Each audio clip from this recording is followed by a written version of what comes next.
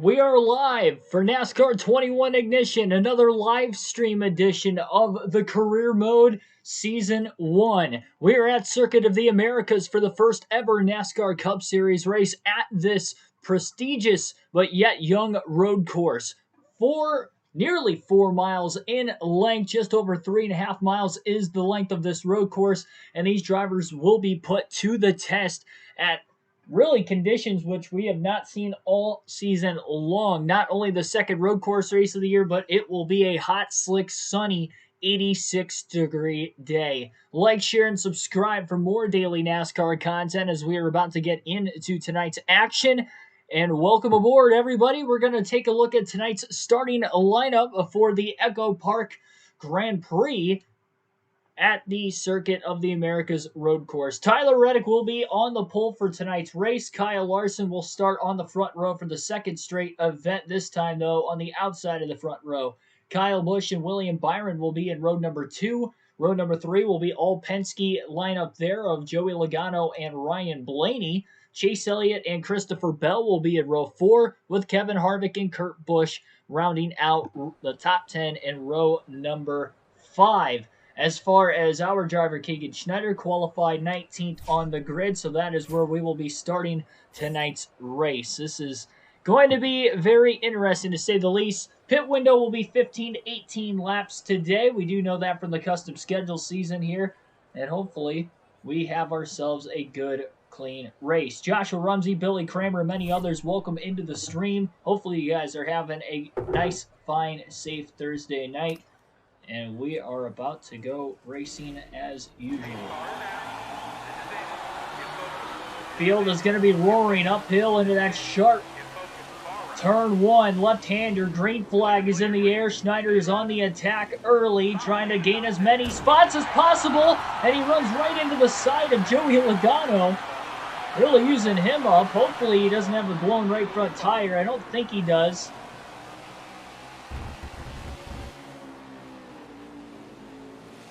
Oh, he does. Yeah, that right front's blown. I think. I don't know. I can't tell. Yeah, the right front. Hang on. I think I need to restart this because I don't know what's going on with the handling of the car. I don't think the tire's blown because it's turning. Hang on. Wait a minute. What is going on? Why do we have to do this like every other night? I swear. Oh, well, now the tire is down. Oh my goodness. This game. Schneider obviously was carrying that corner pretty deep, but he also got pinched off at the same time. I couldn't tell if the tire was down. Like, it was handling some of the time, but not all the time. Alright, let's see if we can get through that again. Schneider again going to go 3 wide to the inside. Same thing he did before on the aggressive nature. Tyler Reddick pretty much forcing him off the racetrack. Actually, that was Chase Elliott, not Tyler Reddick. Reddick was on the pole. That was Elliott and the Lumar number 9 Chevrolet.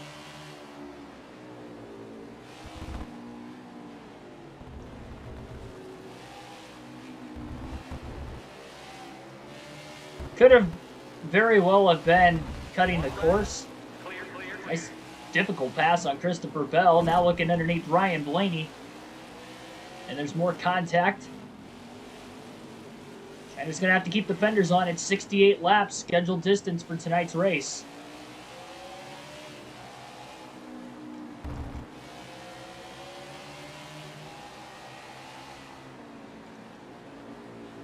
Late braking zones is really where Schneider's able to be very aggressive as he passes Ryan Blaney. Blaney going to get him with the crossover.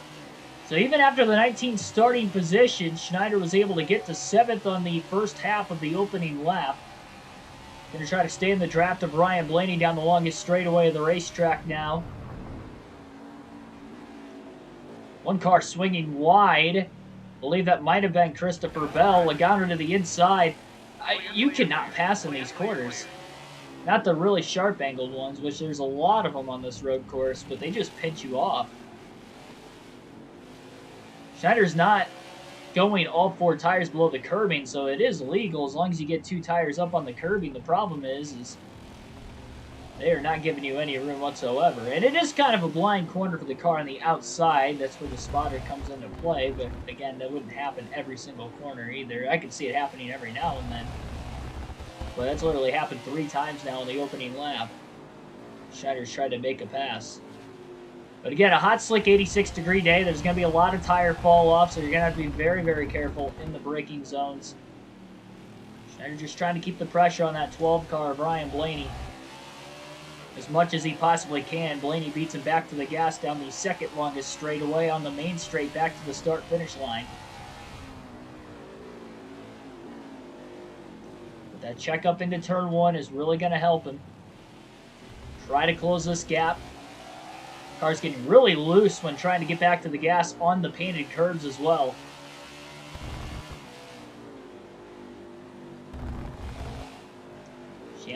Challenging down into the S's. Blaney with the brake check. Schneider got into the back of him, trying to make a pass. Oh, he just completely uses the 12 car up now. Clear.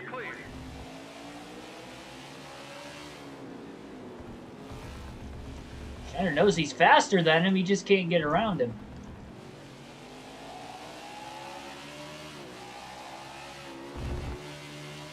Getting under these heavy on-throttle portions of the track is where he's starting to lose more speed. Again, he undercuts the 12. That time he clears him cleanly. He's going to go a little bit wide, though, after getting through that heavy braking zone, and Blaney's back to the inside for the next corner. Schneider trying to side draft the 12. And they're going to be door-to-door. Blaney going to try to drive it in a little bit deeper. The 48 now going to try to drive it in deeper at the last second. It's going to be really tough to make the corner, though, and he does. And he clears Ryan Blaney on the outside. Impressive move. Schneider up to 6th. He may give the position back up again. Nope, not quite. Schneider trying to close on teammate William Byron. He's back to 6th in the point standings after a fall of 3 straight finishes outside the top 20. Coming off a 24th place finish at Dover in last night's race. That was also live stream on the channel. Derek, welcome to the stream.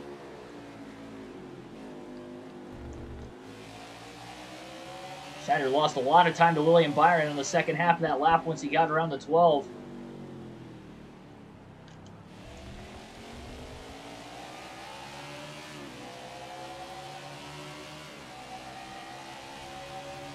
Seems like you weren't even on that cruise that long. I guess it is Thursday.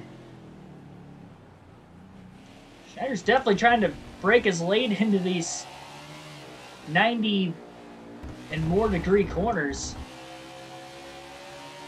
Really good in the S's. We'll see him try to back up the entry, try to get a run on William Byron. He definitely gets a great run on the 24 car.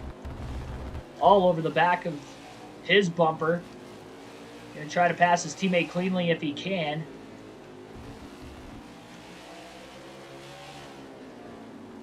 Well, so much for passing him cleanly. A little bit of contact, and now it's Byron beating the 48 back to the gas. Feels like with the vibration, the curbs seem to throw you a little bit more. I don't remember that for the custom schedule season last time we were here.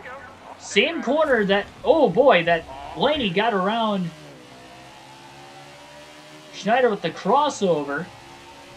Or got back underneath, and Byron did try to do the same thing after Schneider was a lot later in the braking zone, but instead he got into his left rear. Both cars drive on.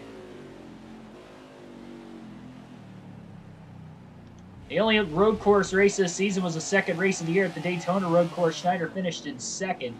Or sorry, 20th. I don't know why I said 2nd. I have no clue why I said 2nd. Finished in 20th.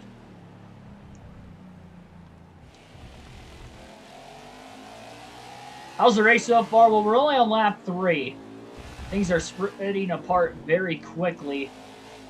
Schneider from the 19th starting position's already up inside the top 5, but he's still got a lot of ground to cover to try and run down those leaders.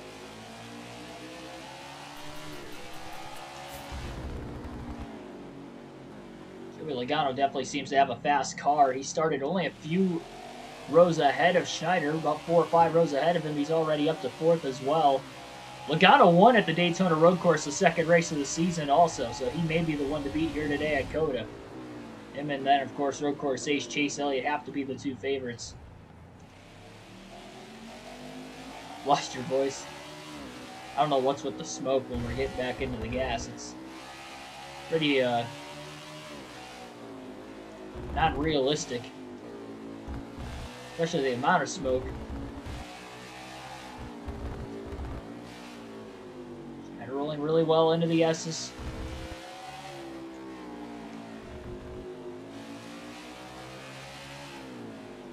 I wasn't even on the brakes when I was smoking that time. Smoking before I got on the brakes. I don't know what's up with this game. Schneider's made a little bit of contact with both Blaney and Byron, but that's been about it. Very little contact the opening 4 laps. Good battle for second going on between Kyle Busch and Kyle Larson. So the Kyle and Kyle show going on there. Schneider slipping, getting back into the throttle on the curbing again. That's going to cost him a lot of time down this long straightaway. He's pulled ahead to just over 3 seconds ahead of Byron behind him now.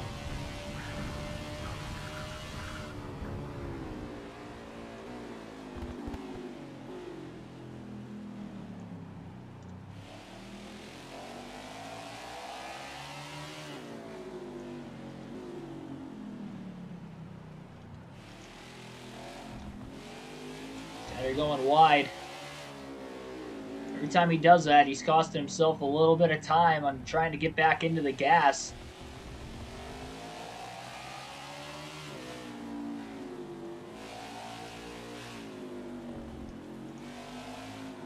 Hey, you can bash the Packers all you want. It doesn't hurt my soul. M2SE4R videos, welcome to the stream. I mean, you could have showed that, Billy. I really didn't care.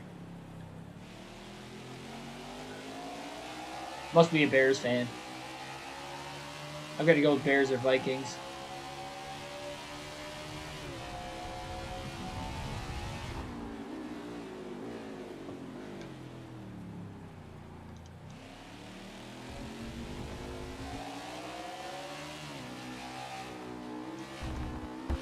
Again, looking to push into the S's as he closes in on Joey Logano in the 22. He's done a great job not cutting or missing a corner so far. The opening 5 laps. Long ways to go, obviously, in this race, and only 5 laps on these tires. They're only going to get more and more worn out under the hot Texas sun.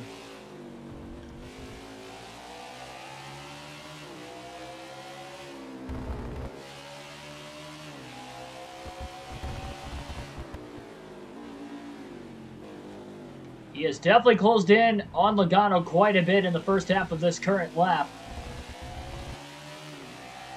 We'll have to see how this long run speed plays out as well. Not close enough to get a draft off of him this time around. That last lap, by the way, was Schneider's best. 2 minutes, 16.354 second lap time. Pushing really hard. Again, closing on the 22 of Logano. This has to be his best lap so far, though. Currently on lap 5, only getting better and better. I didn't actually practice for this race, just ran the session qualifying 2 laps. Second lap in a row, though, he's gone a bit wide in that corner. There's no penalty for that, but obviously the penalty is just simply you losing time. It's not the quickest way around this track to go wide, especially when you have back-to-back left-handers or back-to-back right-handers and you're going wide, because it's just only making the turn longer. But he has definitely closed on Logano considerably this lap as they're going to be working their way back to the start-finish line. Off the final corner.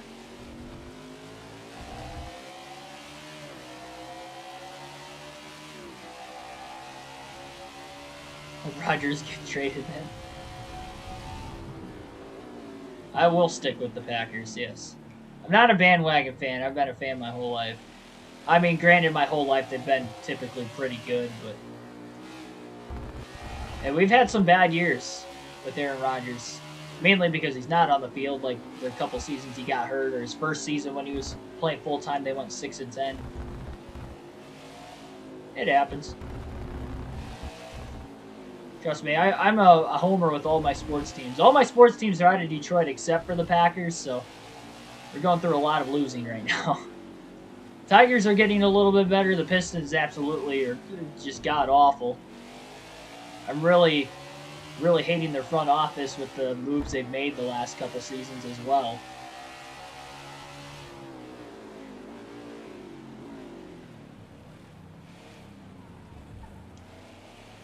And the Red Wings, for whatever reason, have been struggling a lot longer than what I thought they would. As good as their young core is.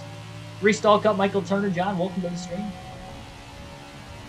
Did a 50% race in this game, didn't crash. Well, congratulations. Hopefully we can get through this 100% race here tonight. So far, so good in the first 6 laps. Schneider's definitely quicker than the 22 at this point in the run. Reddick has still led every lap from the start of the race. Remember, he came close at Dover to a win. Still got a top 10 finish, 6th place. You really see the 22 struggling for grip, the 48 struggling for grip. This 86-degree temperature, the sunny skies are definitely playing a big factor, as we mentioned it would. The 750 horsepower package as well with the low downforce. All that combining into one is making for very difficult situations for these guys, and it's a new road course on top of that, with no practice, only the session qualifying. Schneider just looking for a good finish. It's been 4 races since his last top 10, when he had 7 in a row. Don't run out of fuel, please. We do have the pit window for this race. I've now been at every track once, so we know the pit window. You just got to keep track of what laps we actually pit. Schneider's all over the back of the 22 car. He's going to have a great run in the SS again. He's probably going to have a chance to get around him.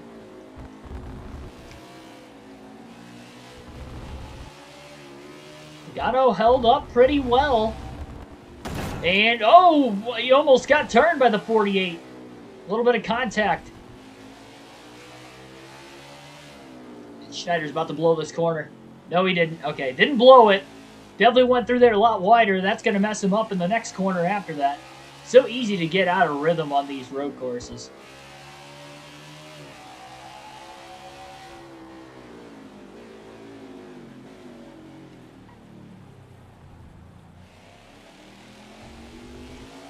Have to admit, didn't want to play for Green Bay this year.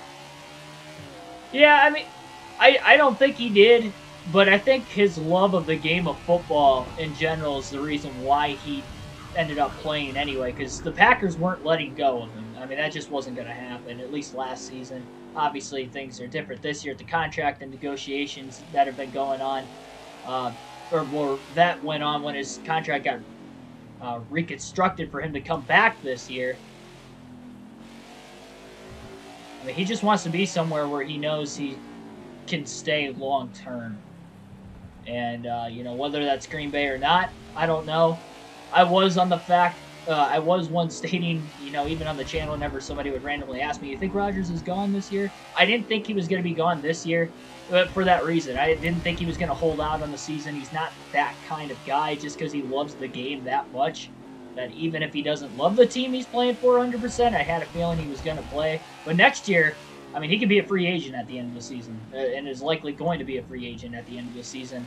I don't see the Packers re-signing him before the offseason, at least. I think he'll hit the market.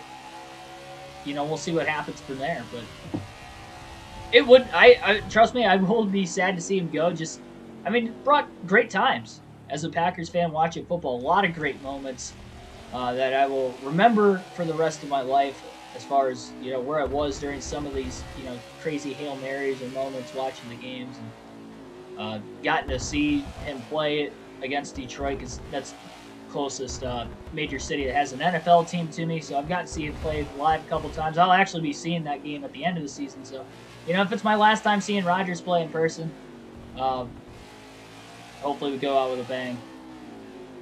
That may be a meaningful game the way the NFC's stacking up right now, too. It could be a fight for home field advantage, which is exactly what it was 2 years ago when I saw them play up in Detroit. They were playing for a first-round bye at the time. They had to win to get the first-round bye because the Saints were playing at the same time. And they ended up winning their game, so that was pretty cool.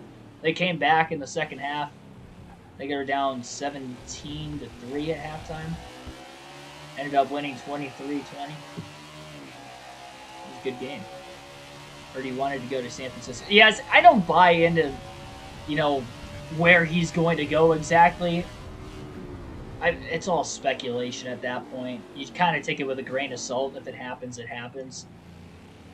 I'm like that with anything, especially when it comes to media publicity. Even when it comes to NASCAR and, a bunch of the rumor mill in NASCAR is crazy all the time. It's like that in every sport, really, but. It could be crazy in NASCAR, too, and I don't buy into it until NASCAR actually comes out and says something, and it becomes official. Take everything with a grain of salt. Try not to overreact to anything.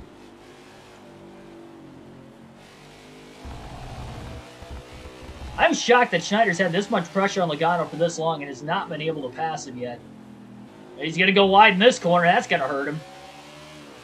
Looks like Larson is closing in on Tyler Reddick as well. The top 5 altogether have definitely been getting more and more bunched together.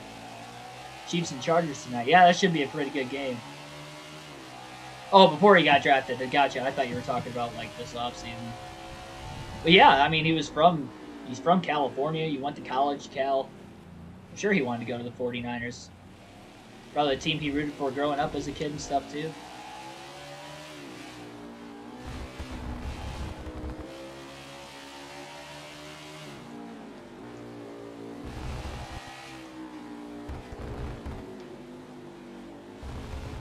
I don't think that itself is going to influence his decision-making on whether he stays with the Packers or not, unless he does end up going out there. Maybe it would influence it a little bit. I think he just wants to go somewhere where he's going to be happy, ultimately. How can you blame anybody for that, though, too? Let's just take this out of context in the real world. If you're not happy with your job, it doesn't matter how much money you're making. If you're not happy with it, it may be a sacrifice for some, if not most people, to maybe job hop, and the reason why they're staying is because of the money. You're not going to enjoy yourself over the long haul, and your mental health is just not going to be where you want it to be. It's not going to be where others would want you to be. So it may be in your best interest to change it up. Nothing wrong with that, and same thing goes in the sports world. Not happy with the place you're at, maybe you're there for so long. I mean, it could be like a marriage at some point. Sometimes change is better, and I think a lot of people tend to either A, struggle with it or are scared of change.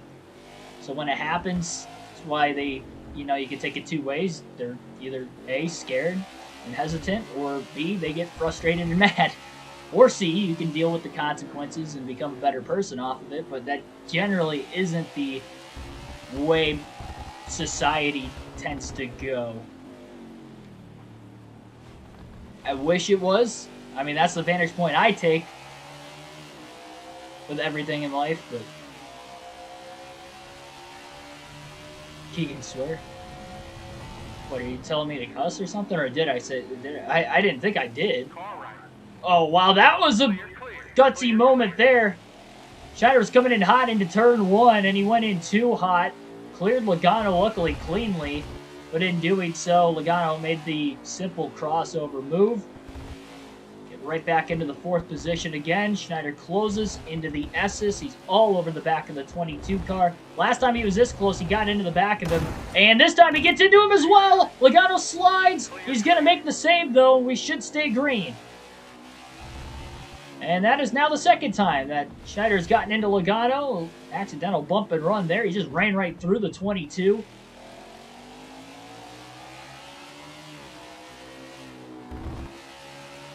Furfur Express, Davion West, welcome to the stream also. I'm on PS4. Yep, this is on PS4.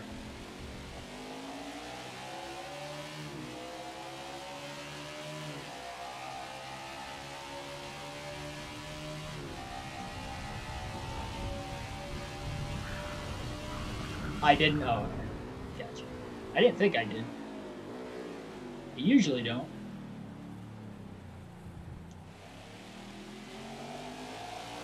Well, Schneider was putting together hard, clean laps, but not this one. Taking out Logano in the S's.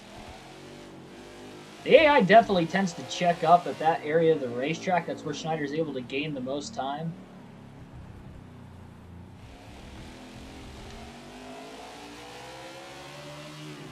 It was a little easier to hit his marks when he wasn't directly behind the 22, just so he had a line to follow. Now there's nobody in front of him, so he's kind of freelancing for himself in the process of trying to run down the 18 to Kyle Busch.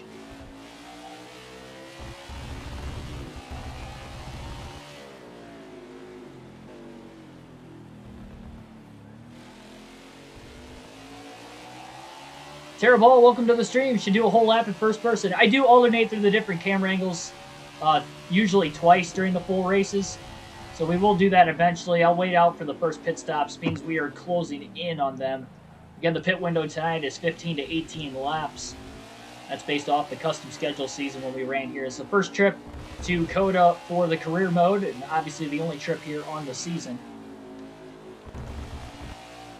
They're trying to push hard into the S's where he knows he can gain on the 18 to Kyle Busch in front of him, and he does gain quite a bit of ground this lap.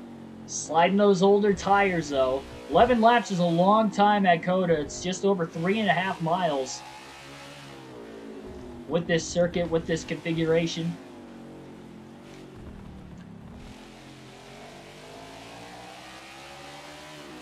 Especially the longer road courses, definitely the most difficult to try and get into a rhythm. Road courses in general can be, because no two corners are alike.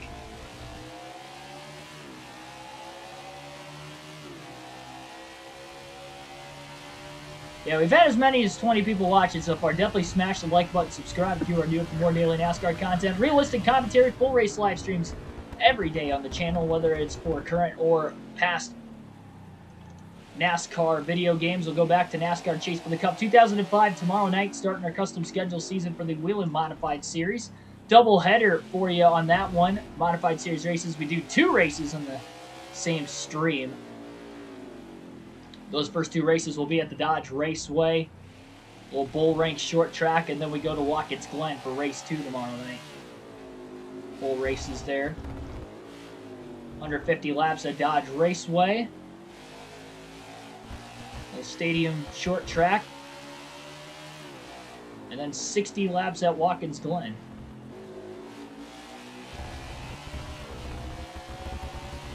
Schneider definitely a lot faster than Kyle Busch that lap. He's definitely sliding the car a lot more. Obviously, he's pushing it really hard, hence why the car was sliding out a lot. He's only a few laps away.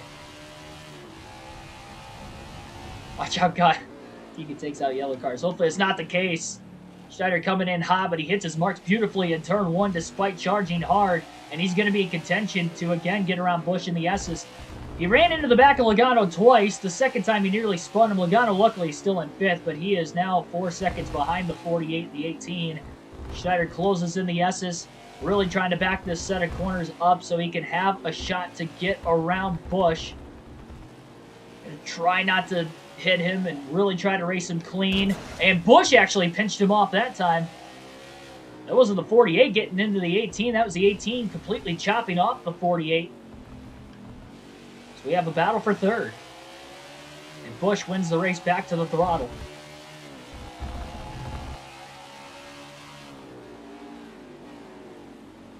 Schneider locking up the brakes just a bit.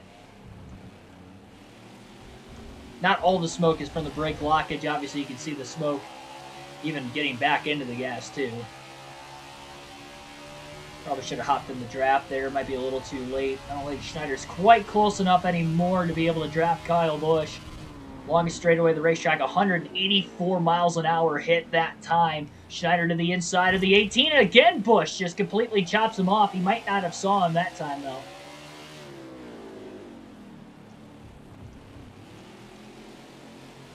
Schneider slides. Busch slid a bit as well, but not as much as the 48.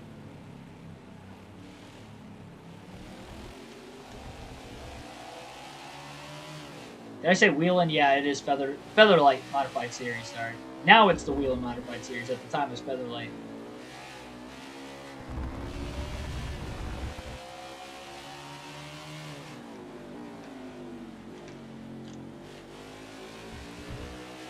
Schneider a bit wide. Look at how much time he lost to Busch in that corner alone. Trying to close in on that closing corner. Haven't seen any of the leaders pit yet. You have to keep an eye on which one of these four, even Logano, who was marched to only 2 seconds behind the 48 now, so he closed on Schneider that last lap. Schneider down into turn 1, closing the gap on Busch. Oh, big slide.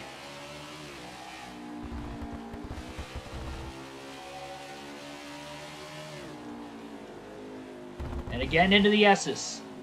It's going to be his best chance to get around him. And he passes him in the middle of the S's. Great move.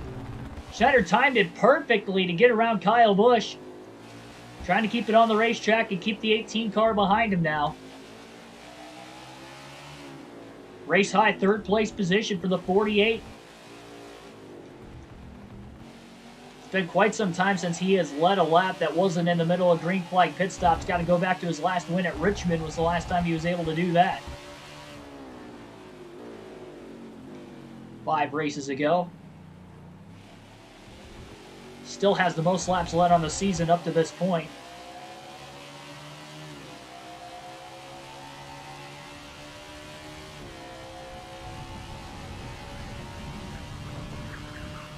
No lap traffic for anybody so far in this race. Schneider closes on Larson big time. A lot wider corner entry for Reddick compared to the 200 cars behind him of the 48 and the 5. Schneider closes on his teammate Larson. A bit of contact. Schneider almost got into him, wheel hopped it, getting into the brakes.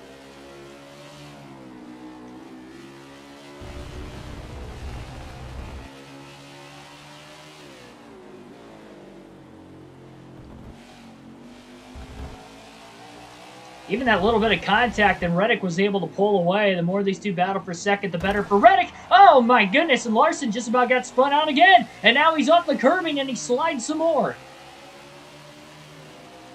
Schneider going to hop in the draft behind him. Now will pull out a line. They'll be side by side into turn 1. Up the hill they go. Schneider to second place.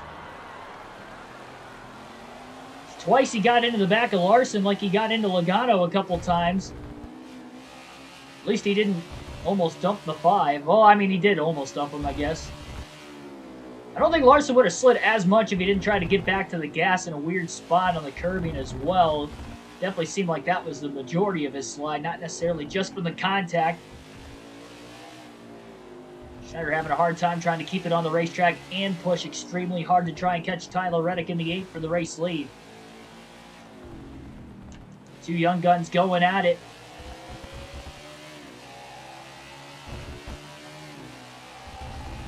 Reddick still looking for that first career win, that first win of the season. He's in the top 10 in the regular season standings, but no wins to show for yet, so he's not locked into the playoffs. We do have 8 different winners this season. So only 8 spots still remain available for the playoffs. This is the start of the second half of the regular season, so still 12 races to go even after this one tonight. Schneider trying to close on Reddick. Reddick's got the cleanest air in the field, so he's going to be the hardest car to pass. And he may have the fastest car as well. Outside of potentially the 48, of course.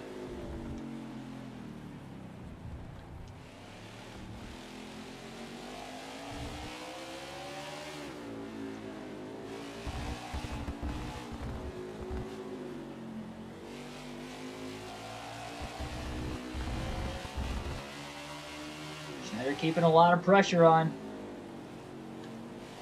No, he's going way wide. He actually didn't lose that much time. And he gets around Reddick. Reddick is going to try the crossover. He can't get there. Schneider trying to get away. And now he'll break the draft down the main straightaway.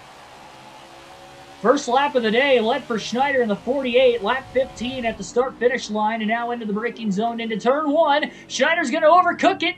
He's going to keep the car on the racetrack. But now Reddick is not quite going to get back to the inside. Thought that was going to be a good opportunity for Reddick to pull off the crossover, but not quite.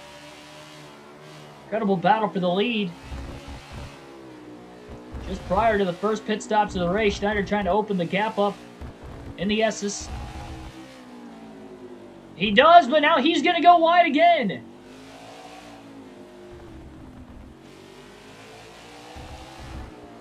Oh man, Schneider's struggling right now. He's overdriving the corners after taking the lead. Big power slide. Nearly locking the brakes up. Becoming easier and easier to do as the tires get more worn. It takes more brakes to slow the car down.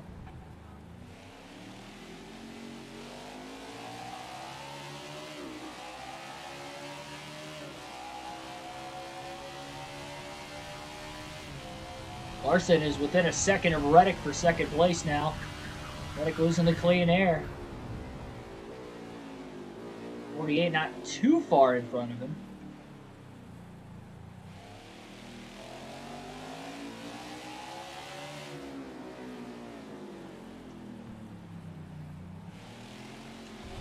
Schneider slides. Big wiggle getting back to the gas.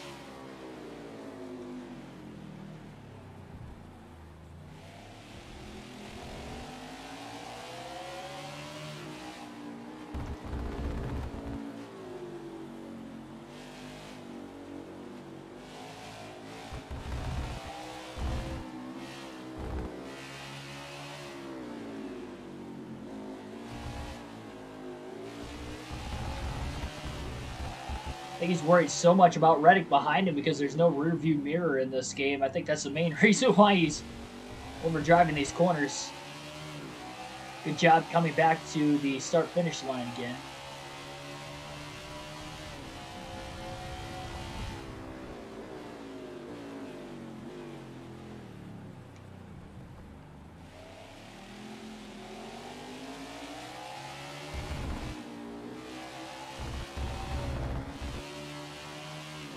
It's going to be harder to keep an eye out on when exactly everybody's going to be pitting as well.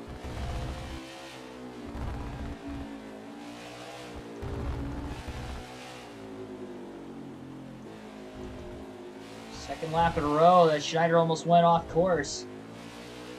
He hasn't gone all the way off the course yet in this one. He's gone a little bit wide a couple times. It's going to be nice to have fresh tires back on the car, though, after this first pit stop. And now he's just got to hope that his pit crew can have a pretty fast and clean opening stop of the race.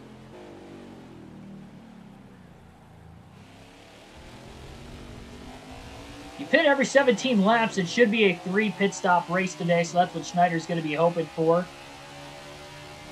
Just got to cut it up evenly. 17, 17. 17 to lap 51 would be the final stop. Pretty straightforward. Slowly pulling Tyler Reddick. He could have a faster long-run car as well. So when everybody gets back on the fresh tires, we'll have to see if Reddick can close back on the 48. As well as in the pits as well. Chevrolets run 1, 2, 3, then a Toyota in 4th. And a Penske Ford in 5th of Joey Logano. Just our second road course race of the season. We will have another in a couple races, though. Next road course is at Sonoma in 2 races. The next race will be also live streamed. It will be the Coca-Cola 600 on Saturday night. So that'll be the next NASCAR 21 Ignition live stream. Will be Saturday night at 6 p.m. Eastern Standard Time once again at Charlotte for the Coca-Cola 600. And Tyler Reddick, I believe, just hit that time. And maybe a lot of the leaders had just hit pit road. Got the first lap car, Brian Priest in the 37 up ahead. He was just exiting the pit lane. Schneider will not catch him, especially with race-off pressure tires. So Reddick pitting 1 lap before Schneider, and he was only about 2 seconds off the lead, 2 to 2.5 seconds back. That could be the difference, especially on a 3.5 mile, roughly, road course like Circuit of the Americas, and especially with the track conditions being hot and slick.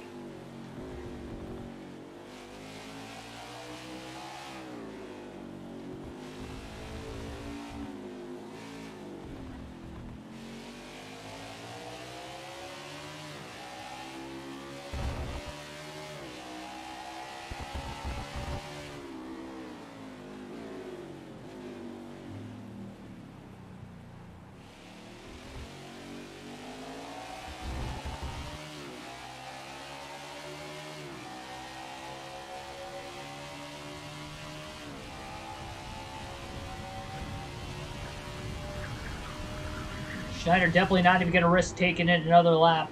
He will pit this time. His tires are getting extremely old, as you see.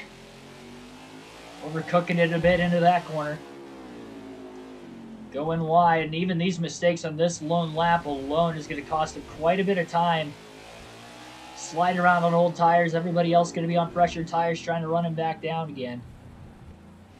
Christian Games, welcome to the stream.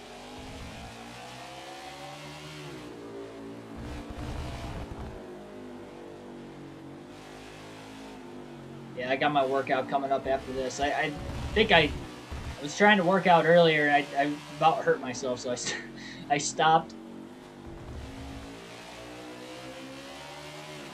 More on that in a bit. But Schneider will pit this time. There's the commitment line. I believe the speed limit is probably about 40 miles an hour. 55 it looks like. Okay, so we know that for next time. 55 miles an hour will be the pit stop. David Reagan almost turned the 48. So he was coming out of his box. Schneider still working his way down into his. And here we go. 4 tires and fuel. Fairly clean race car. He only made contact with another driver 5 times over the course of that run. 2 of which with his teammate Larson. 2 of which with Joey Logano.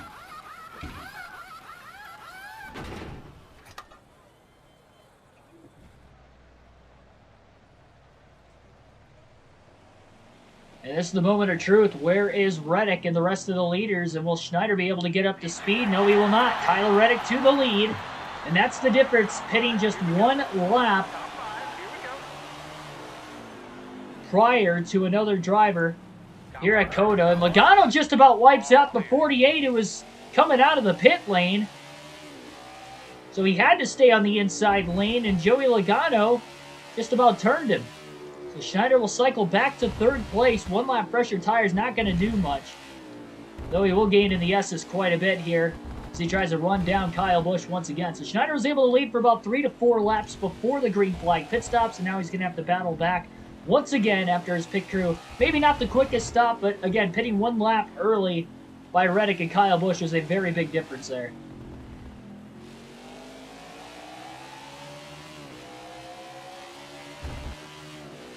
R6, welcome on into the stream as well.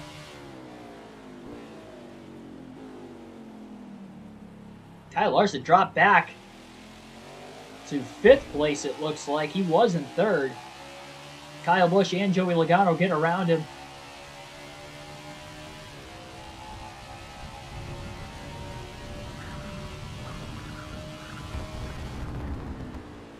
They're pushing hard. Having fresh tires, everybody probably feeling like Superman right now going into these high-speed, sharp-angled corners. And Schneider overcooks it just a bit that time. All that time he was gaining on Kyle Busch, quickly lost. Busch slides the tires a bit more, though. Schneider starting to reel him back in again.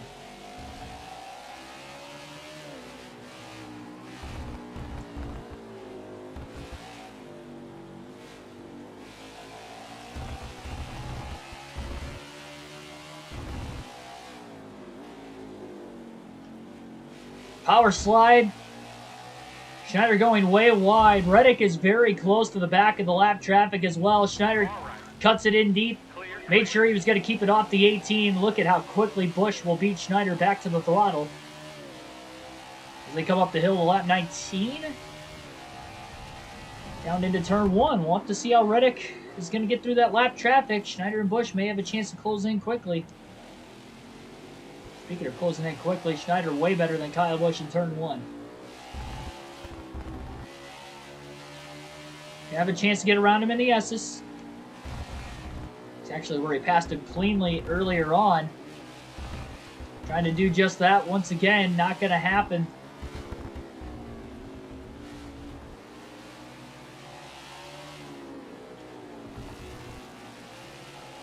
Haunting the back of the 18. Looking low, barely keeping it out of the grass. Feathering the throttle.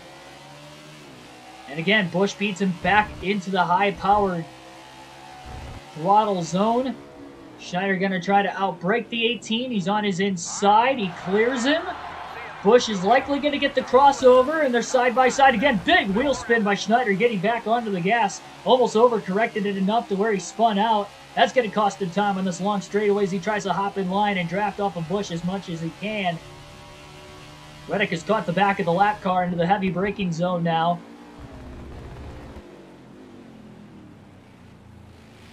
He must have checked up considerably.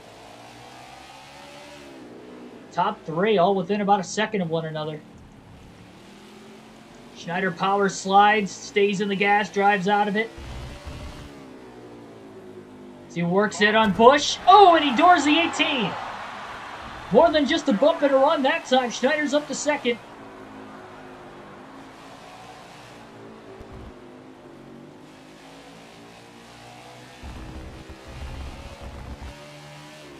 Schneider is going to send it in on Reddick. He has him cleared. He's going to go wide. He's almost out in the grass. Has to work his way back in. And again, he crosses over Reddick. Heck of a battle for the race lead. Reddick powers back to the inside as they nearly make contact.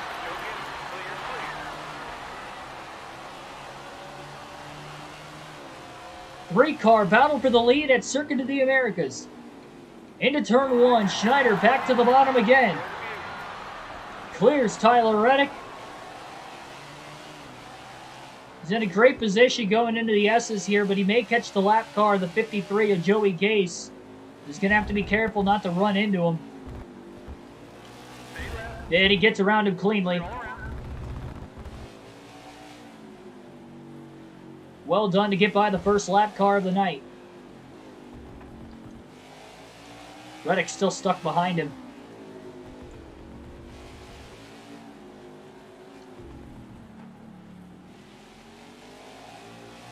Kalen Crosby, welcome to the stream. Kyle's probably going to be out for revenge. Hopefully not. He did block us earlier on in the race. Oh, Schneider just blew that corner. Lead lap cars are still stuck behind Joey Gase, so that's going to become a very big problem. Logano and Larson are closing in on Reddick, and Reddick might have went the wrong way with whatever adjustment changes that he could have made during the first pit stop. Schneider didn't make any adjustment changes from where he was at the start of the race.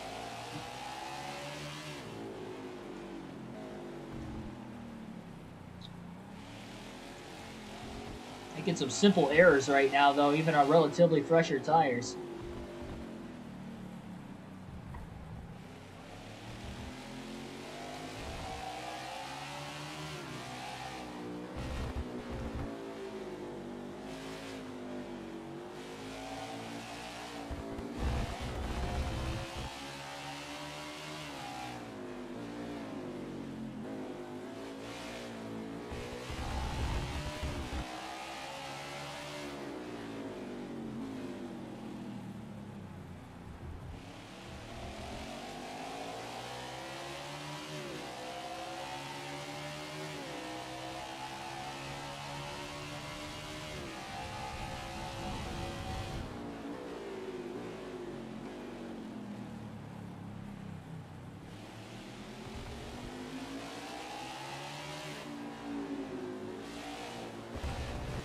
Get around Quinn Houff in the 00 pretty quickly now. He's alongside of him into the S's and is easily going to power past.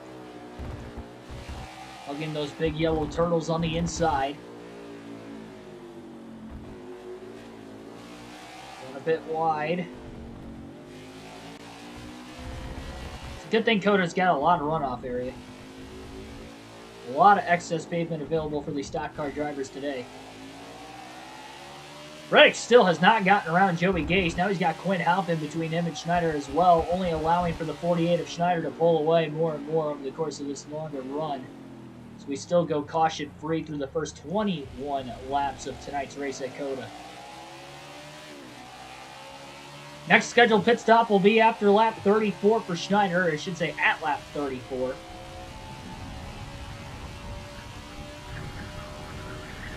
See if everybody else get a short pit by a lap or two again. They do that this entire race. I don't know if everybody's going to be able to make it on 3 stops. Should be interesting to see.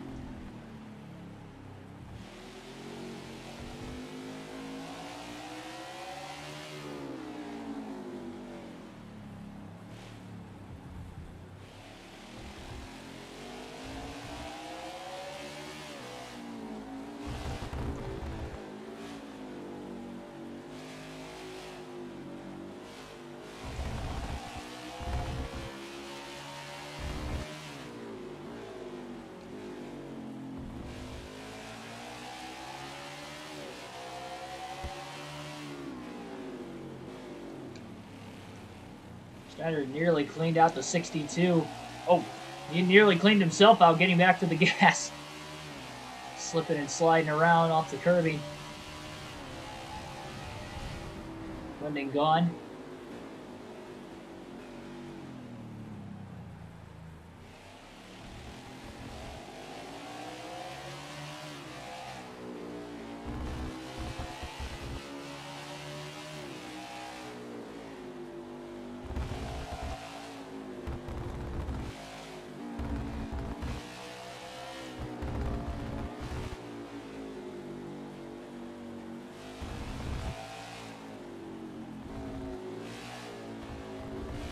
I don't know if it's because of how much more speed I could specifically fly into the S's, but the S is probably my favorite corner on the racetrack to drive in this game just because of being able to roll through there as quickly as I can.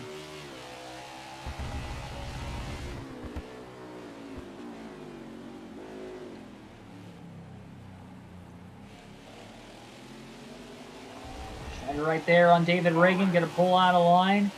I'm sure Reagan wasn't going to side draft him and slow him down any sort of way. And back up to 4th gear. We'll see what the speeds will be this time for Schneider as he gets into the braking zone. 184 miles an hour once again.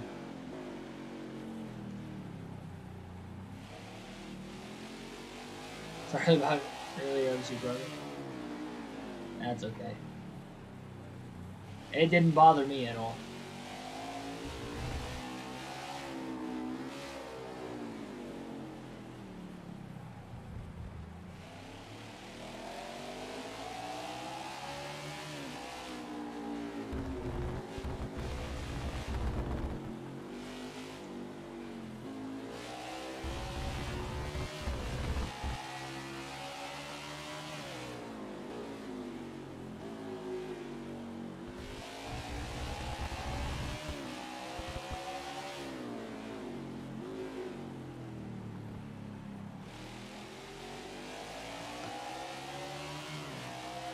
We will alternate through the different camera angles for the first time in today's race as we get back to the start-finish line this time around. Uphill into turn number 1. Starting with the front bumper cam.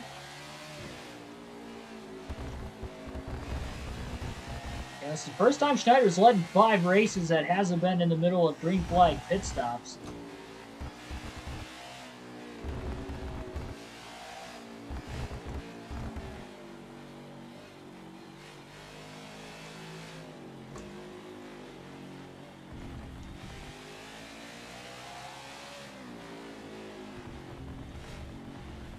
Vikings fan, respect Green Bay. There you go. I even called it too. You didn't say anything about it, but I said that said you're either a Bears or a Vikings fan. Likely. It was the only way I can justify any sort of pure hatred. Santiago Kid, welcome to the stream.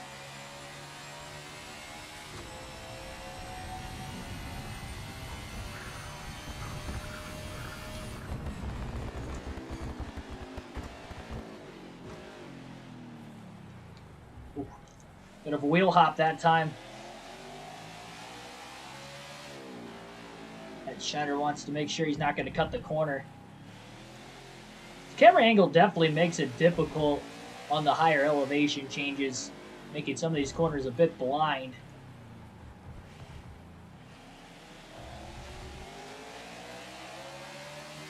A bit more blind, I should say, than what they already would be.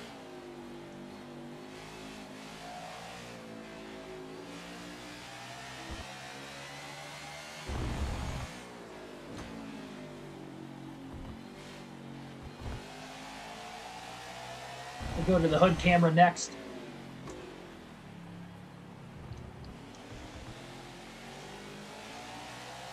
Then they power back to the start-finish line. Gonna do online racing. I have the game. I plan on doing it at some point. I really want there to be private lobbies first. That's what I'm waiting on. If we get through another patch and we don't have anything yet, I probably will do it at some point and pull the trigger on. That's the only reason I haven't done a single one yet. Only reason. It'd be harder to race with you guys because there's no way of actually being able to specifically make sure we're in the same lobby. Should have just got in the back of BJ McLeod, getting through the S's. Slower lap car in the way. Even with the few times he's made contact with other drivers, he's still stayed relatively clean. And again, it's just still trying to keep it that way.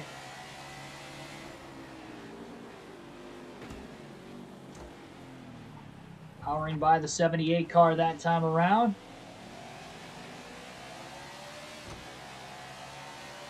What's the damage on the 48 at the time? Hardly any at all. Nothing visible. Nothing that is visual. Just a couple bumps here and there.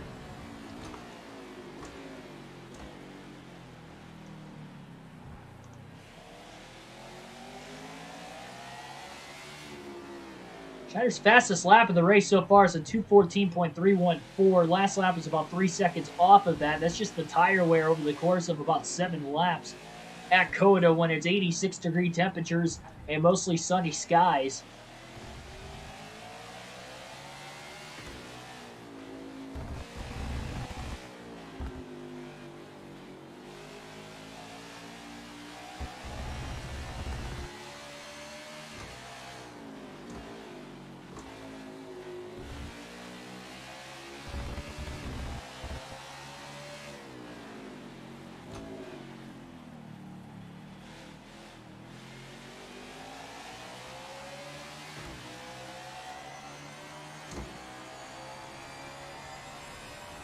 Tyler Burback, welcome to the stream.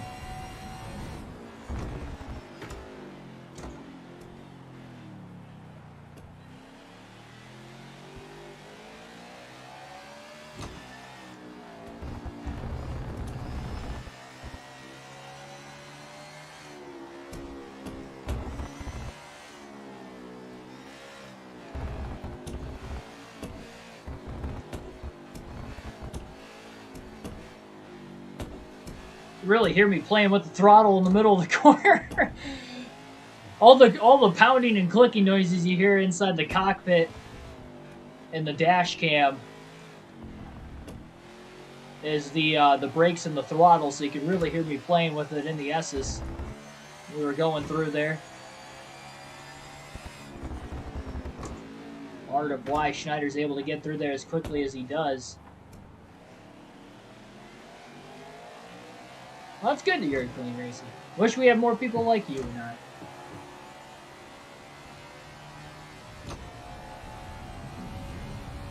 Wish they stayed with NASCAR Heat? Well, that's more of a long-term question. I might blow this corner. Yep, Schneider's going to go a bit wide. I was reading the chat a little too long there.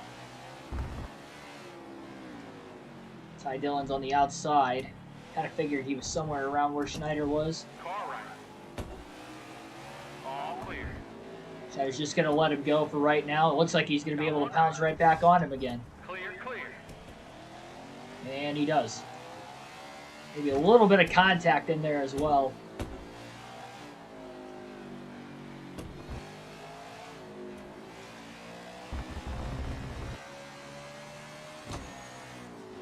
Some of the pounding is also the shifting, but it's not always the shifting.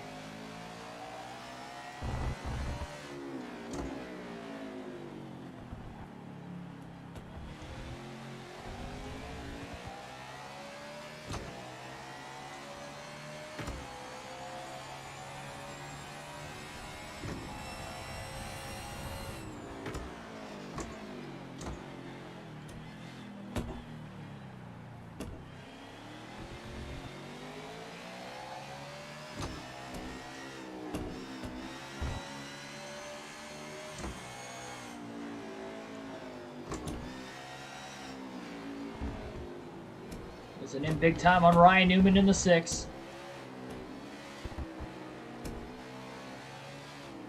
Schneider's going to be patient with him.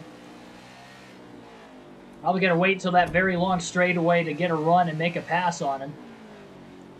Right now, just going to try to follow behind him and try to not make contact. I'm going to pull him a bit right there. Maybe Schneider baby did a little too much.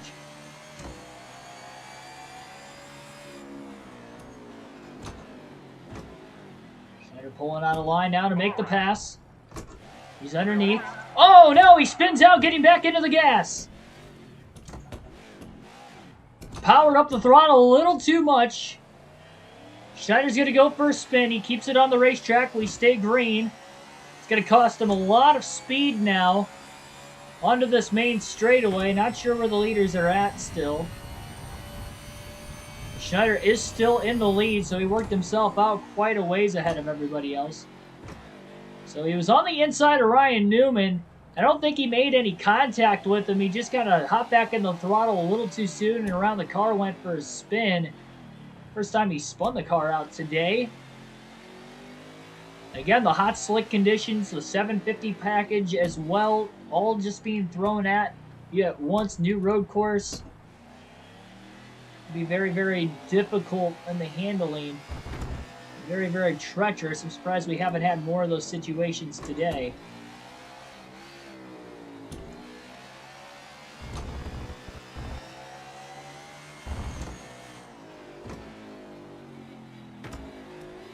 There slides the tires into the braking zone there, and he's going to go a bit wide.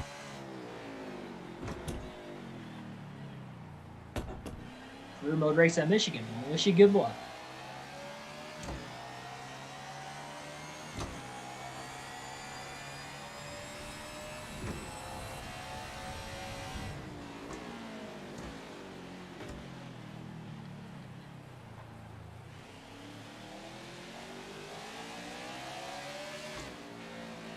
By the way, Ty Dillon and Ryan Newman were both able to get around and get back on the lead lap. Schneider's spin. That spin itself is going to wear these tires out a bit more also.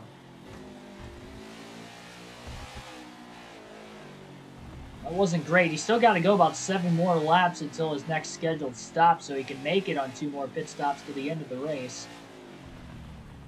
Lap 34 is what he's trying to hang on to.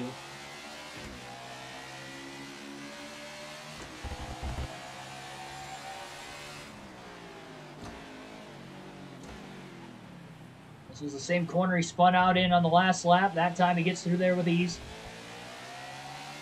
Don't respect the Bears. Bears suck.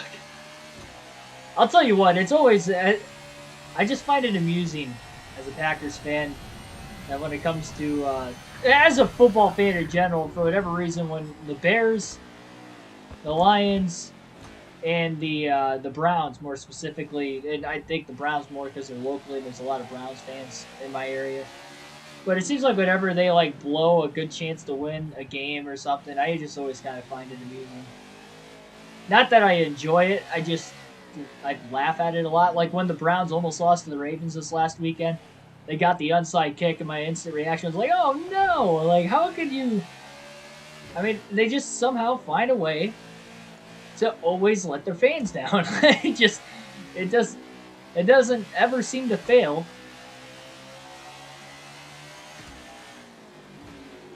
They always find a way to either lose or make the game a lot more closer what it needs to be. And I mean, that happens with every team every now and then, but more so with those three teams, especially in recent years. Well, really, if you're a Browns or a Lions fan, it probably happens every year regardless. Schneider's going to blow turn one. Locked it down. He tried not to steer the car out of it, because that is where he probably would have slid even further. I just completely let go of the analog stick and slammed on the brakes and started downshifting, trying to get the car to slow up. So obviously that was not a good corner in turn one, but it could have been a lot worse.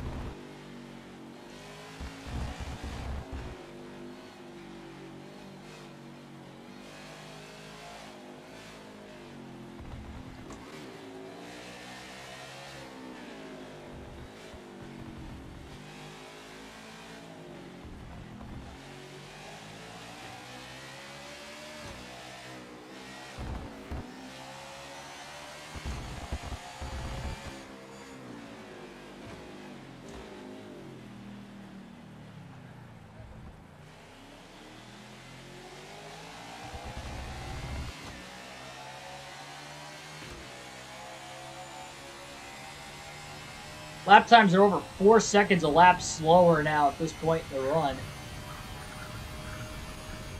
Still a lot of cars on the lead lap. We're almost halfway home. Testament to how long this track is.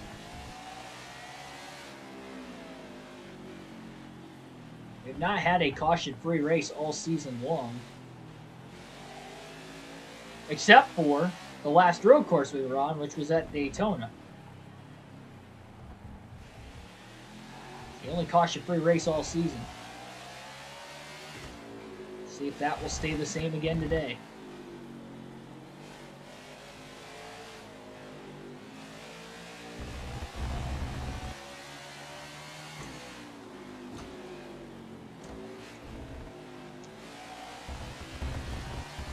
Ty Dillon going to try to hold on for dear life to try and stay on the lead lap and hope for that first yellow. Not going to happen that time. Schneider just blew right around him in that finishing corner. Beats him back to the gas. Dillon slides the tires a bit, getting back into the throttle. And Schneider pulls away uphill into turn one.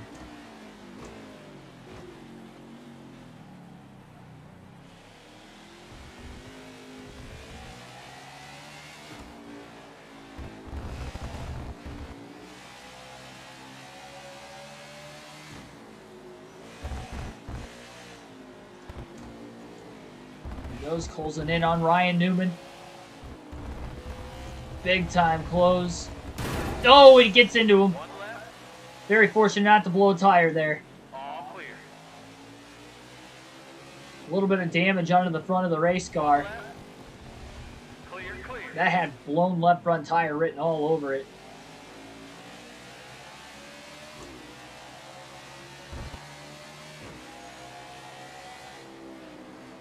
Last time he was alongside Newman, he spun out on his own. That time he gets into the right rear corner panel of him into the S's. He just completely cut that corner.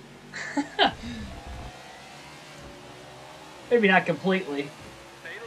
Allows Schneider to beat him back to the gas, and finally he's going to clear Newman down the longest straightaway of the racetrack. And he'll continue to pull him before now getting on the brakes. He might let him back into it, though. Really wide.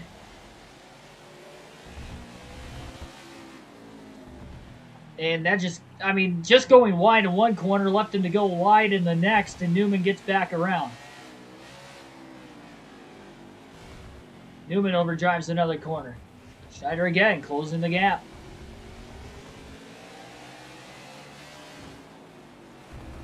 Schneider to the inside of the 6. Newman's on the outside. He's pinching the 48 down.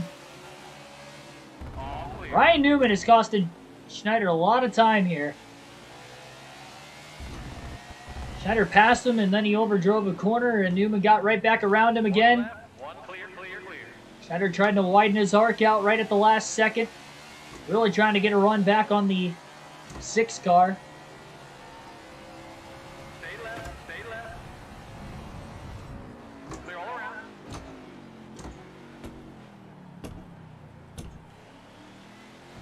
Was able to pass him in turn 1.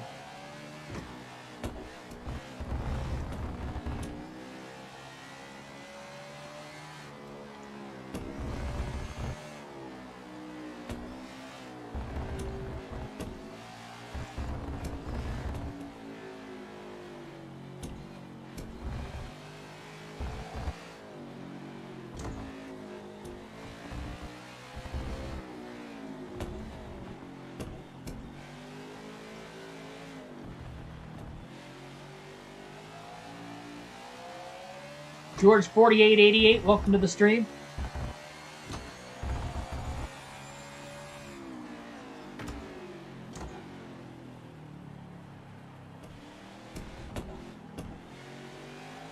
Schneider barely keeping it out of the sand. Only got a few more laps he has to go on these tires, and then he'll have 4 fresh Goodyears in a couple of laps. And he makes his second trip into the pit lane. Really trying to survive to the end of the run right now. Coming in hot. Oh, heavily into the back of James Davison.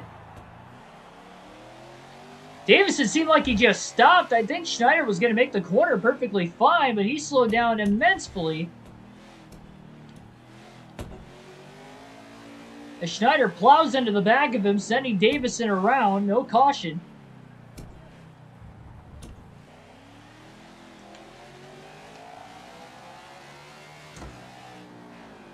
I can't tell where I'm going.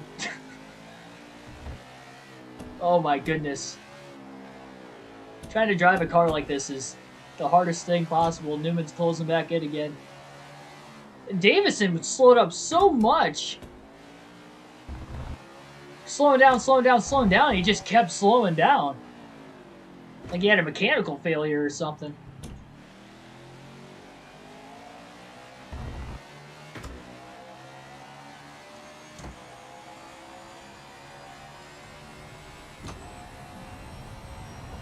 Drake Wyman, Dodgers and Harvick fan, welcome to the stream. Schneider might just let Ryan Newman in front of him here, so he can have guidance of how to maneuver around this racetrack through the alternating camera angles. Cannot see a thing right now. It's a good thing he's got a big lead. That is some pretty significant... I have no clue where I'm going. Oh my goodness. There's Newman. I think I was fine. It just felt like I went off course. This is a challenge of itself. At least we got the 6 car to look off of. Hopefully we don't lose him. Oh, wow. Ty Dillon. And Schneider might have been in the way there, but they make contact now. Busch is about 6.5, 7 seconds behind. Schneider locking up the tires there. Switch view. I will when I get back to the start-finish line. I wanted to finish it out. Oh, where I'm going. Full speed ahead. Schneider's braking early. He does not know where the other cars are. There's Ty Dillon in the 96. Schneider didn't really go that wide. He stayed on the actual racing line, the racing groove. Still running fairly decent lap times. He's keeping pace with the lap cars at least.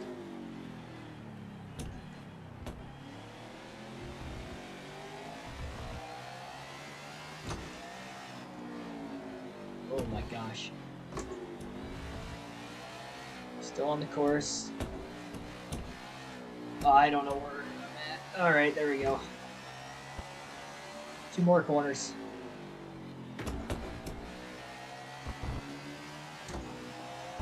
Schneider powering back on. Oh, he's going to go wide again. Off into the sand goes Schneider. Trying to get the car turned back around.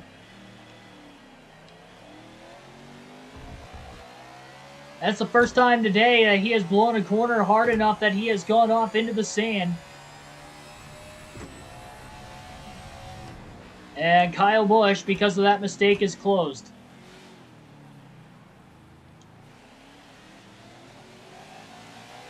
We've got a battle for the lead once again. Pit stop's looming. Schneider's 2 stops away from his pit stop, sliding it into the S's. Pretty good on the back half of it, though. Pulls away from Kyle Busch once again.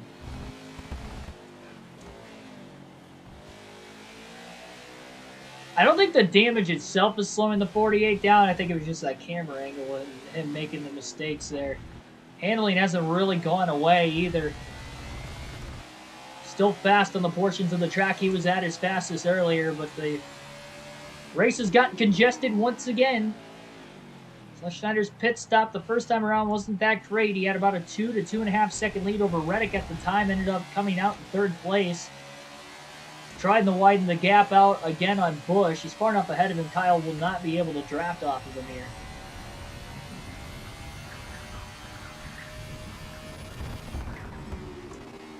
Schneider coming in hot. Way too hot. Not quite off into the sand that time. Busch is going to close. Oh, Schneider almost spins out trying to get back to the gas. He did that earlier, not in that same corner. Hear the skirting of the tires. Tires are struggling for grip on the 15th lap of the run. Still caution free, so no time for any of these drivers to catch a breath. Been on it from the get-go.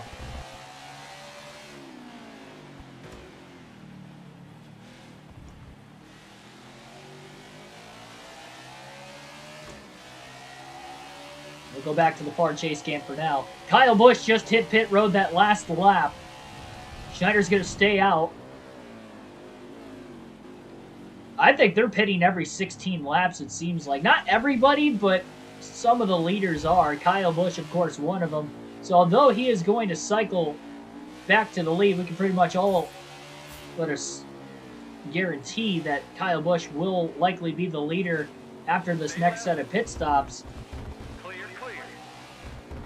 They will not be able to make it on 3 stops pitting every 16 laps. Schneider pitting every 17 laps will be able to make it on exactly 3 stops, with each run being 17 laps, even the final one to the checker. Patrick Shadley, welcome to the stream.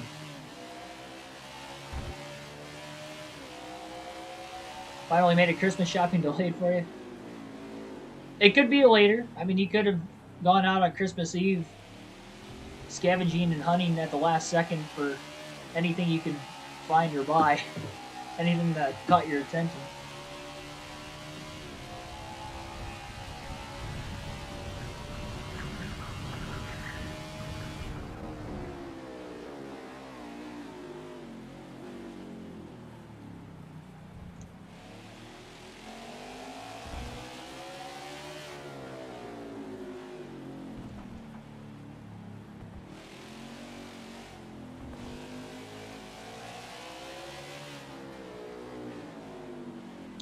That smoke, again, is not from the damage. That was happening even before the damage with the back of the 15 of James Davison.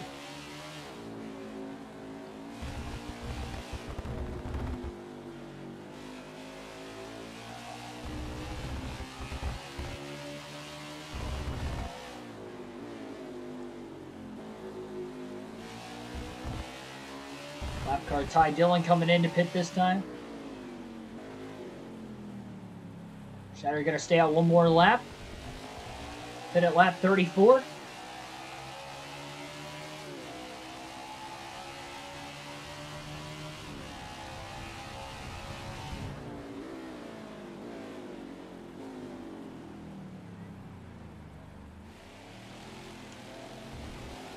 Stenhouse Jr. trying to get up to speed right in front of the 48. Schneider gets around him in turn 2. I think he's got him cleared before heading into the S's. Should be able to pull him even with Stenhouse on a bit fresher tires. Again, Schneider's closing back in on Ryan Newman, somebody who he has struggled to pass in this one today. Newman currently 28, but still has to make his stop.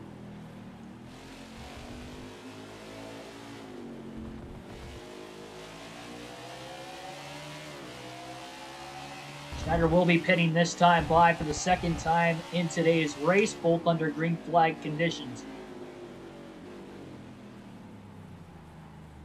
Well, if this thing did go caution-free to the end, at least wouldn't have to worry about any scoring issues.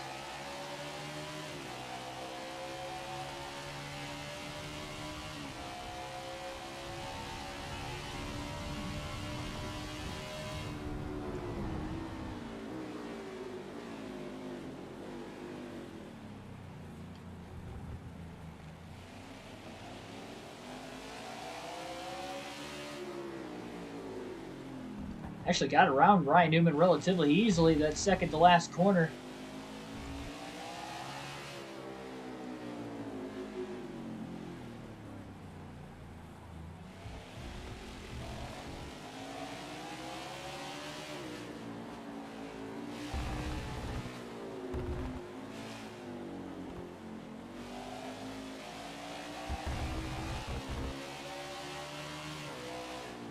We know the pit road speed limit is 55 miles an hour. Schneider going a bit wide here, but they'll still be able to get down to pit road speed, no problem.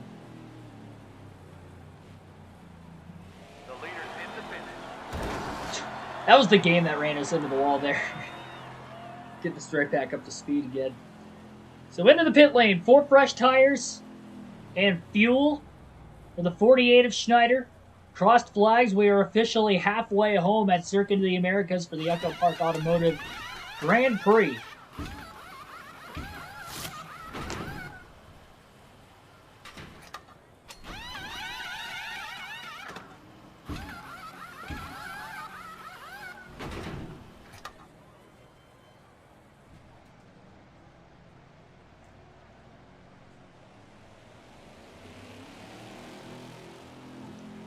Should have been a pretty fast stop that time for the 48, considering he came out ahead of Cody Ware. He was in line behind him coming into the pits. So Joey Logano is going to cycle to the lead following the second set of pit stops. Kyle Busch, who was in second, falls back 2 spots to 4th.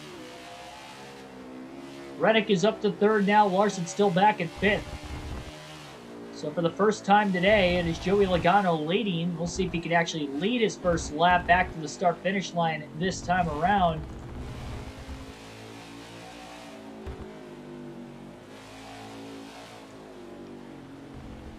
Schneider's closed on him quickly, though.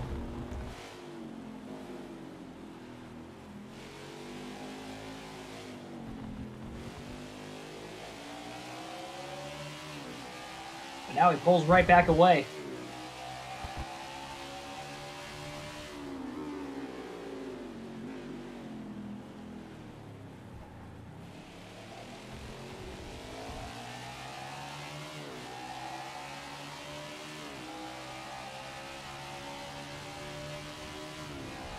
Logano a full second ahead of Schneider, so he's not going to be able to draft off of him. Logano probably also drafting the 15 of James Davison as well, pulling even further away. Davison slowed down a lot into this corner earlier. Did not do it there. Schneider gets into the right rear of Joey Logano. A little bump, a little run. 48 couldn't make the move, though. Try to arc this corner off as much as he possibly can and beat Logano back to the gas. That's exactly what happens. He still can't make his way around the 22 yet. Now he powers through. New leader. So Logano was not able to actually lead a lap that time around. We'll see if he can cross over the 48. Schneider struggles to maybe get around James Davison like he did earlier.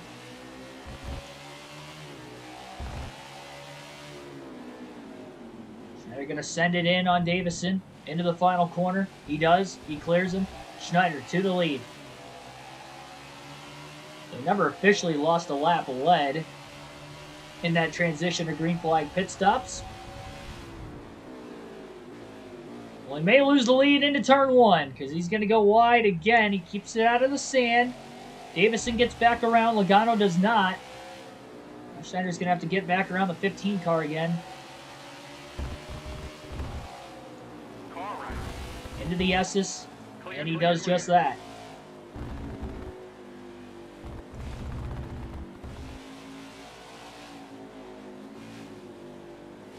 And again, we got Ryan Newman in the 6 car.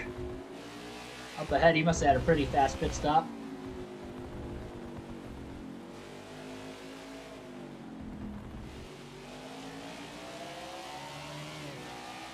Now Logano struggling to get around the 15 car.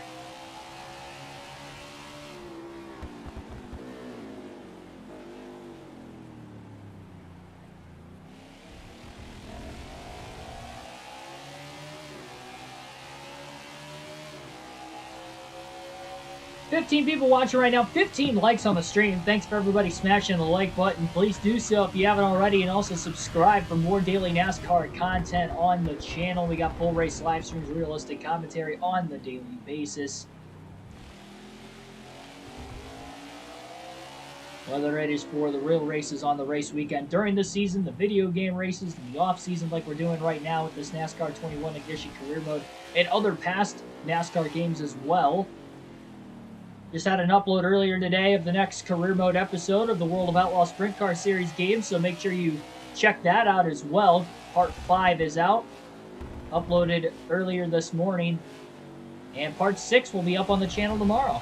Got that all edited, ready to go, so back-to-back days of that content as well, going on with the off-season. On the hopes of one day, hopefully, getting into the commentating booth down the road for future NASCAR races. Real-life races, of course. Another catches Ryan Newman. He's going to pull out a line, try to make the pass, and he'll do that easily on the main straightaway. Clears him well before even getting into the braking zone into turn 1. Yep, 48 car in the lead. Schneider leading the way so far. It doesn't feel like this race has gone on for almost an hour and a half already, but it has. We are just past halfway, and we are still caution-free in this one as well.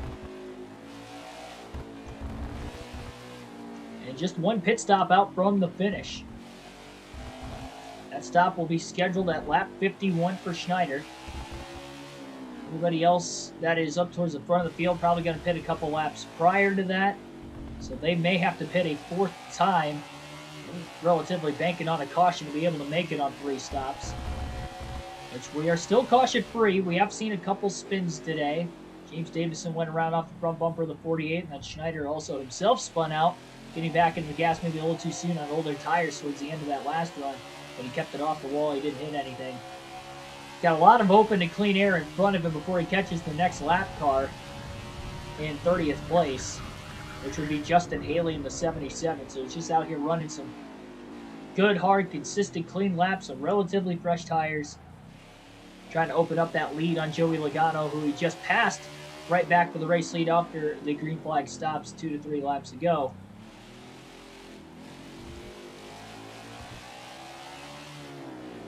That one spin and then one trip into the sand gravel, the only 2 mistakes Schneider has made today, not enough to really cost him much time. He hasn't hit the wall at all in this one. He did get in the back of James Davison pretty hard. That is why he's got some damage. That was when Davison did go for a spin right around lap 30. Just prior to that.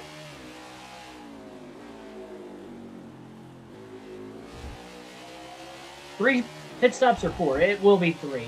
We can make it 17 laps. The pit window is 15 to 18 laps, but I'm pitting every 17 just to make sure. We made it 17 laps the first 2 runs. 17 laps again will make it to lap 51. And then 17 laps from there would literally make it to lap 68. We'd have to pit, but instead of pitting, we're just going to run to the finish line.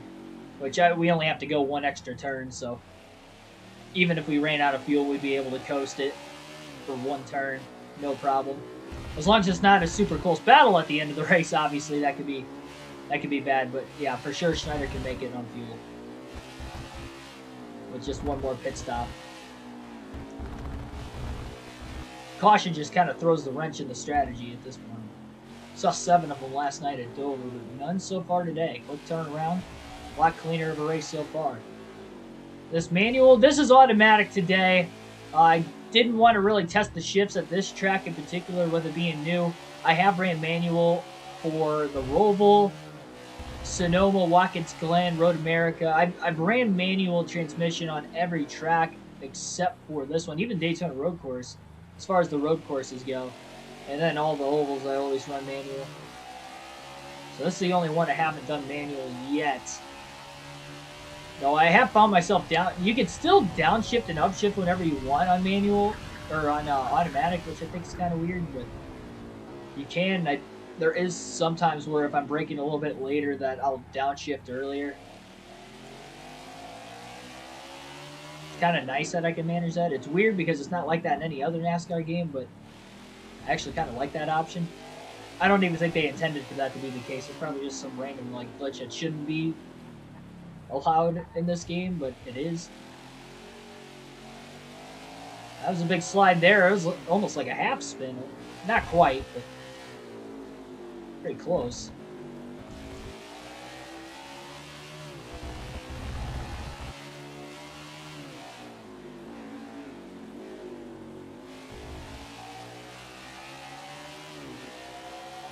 Caution on relaxed yellow.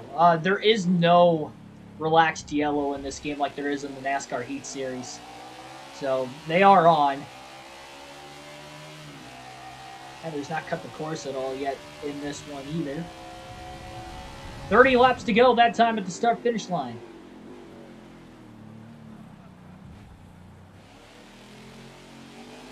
Track is made for F1. Yes, it is.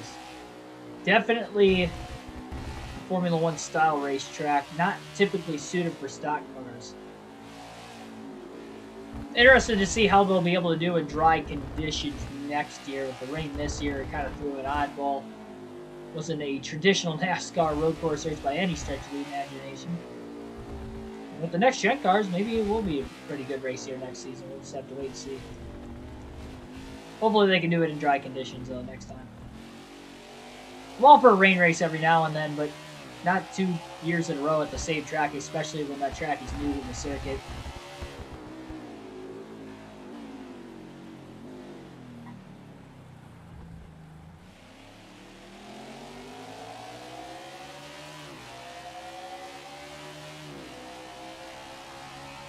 There's a lot of elevation changes, but not a lot of banking in the corners. The corners are still fairly flat here at COTA.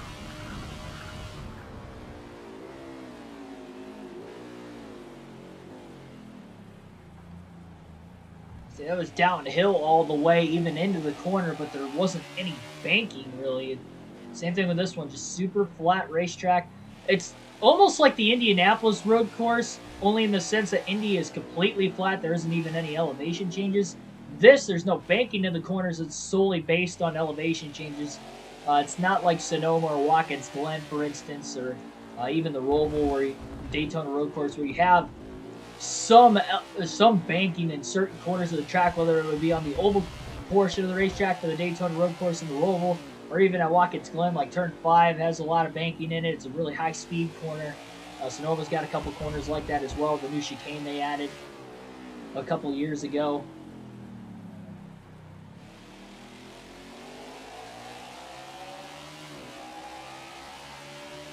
Yeah, definitely some blind corners here. That comes with the huge elevation changes. Same thing at Road America and Sonoma.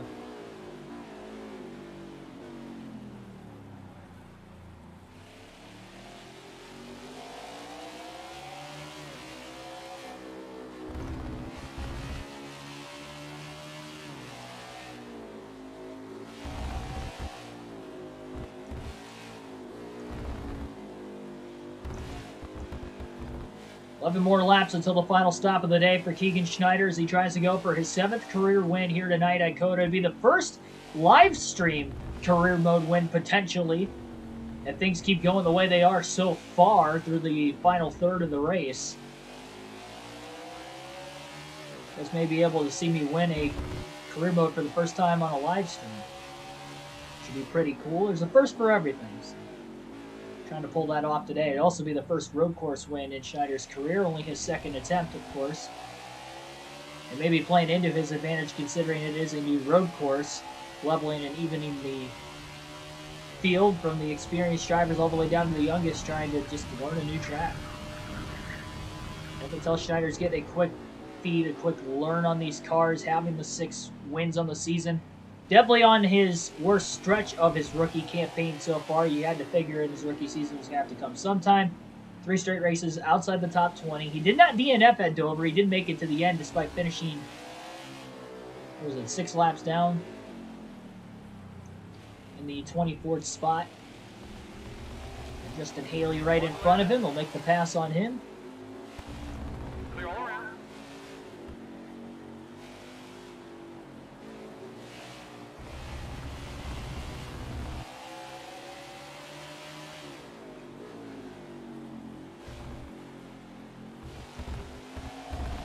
I will attempt to alternate through the different camera angles one more time in today's race as usual and try to do it twice.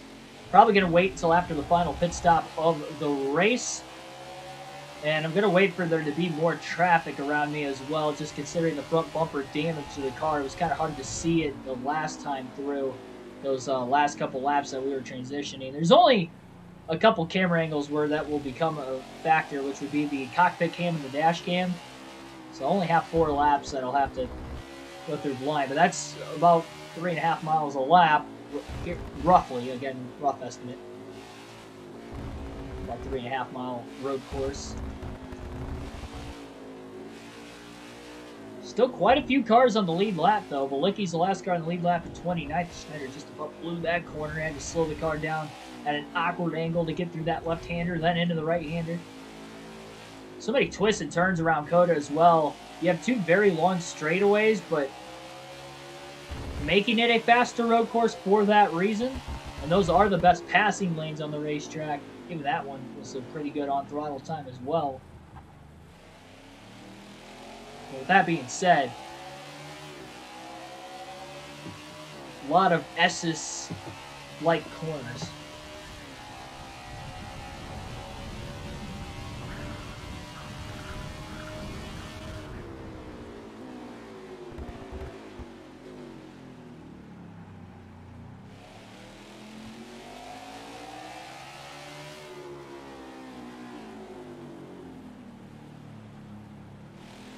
Goes really wide.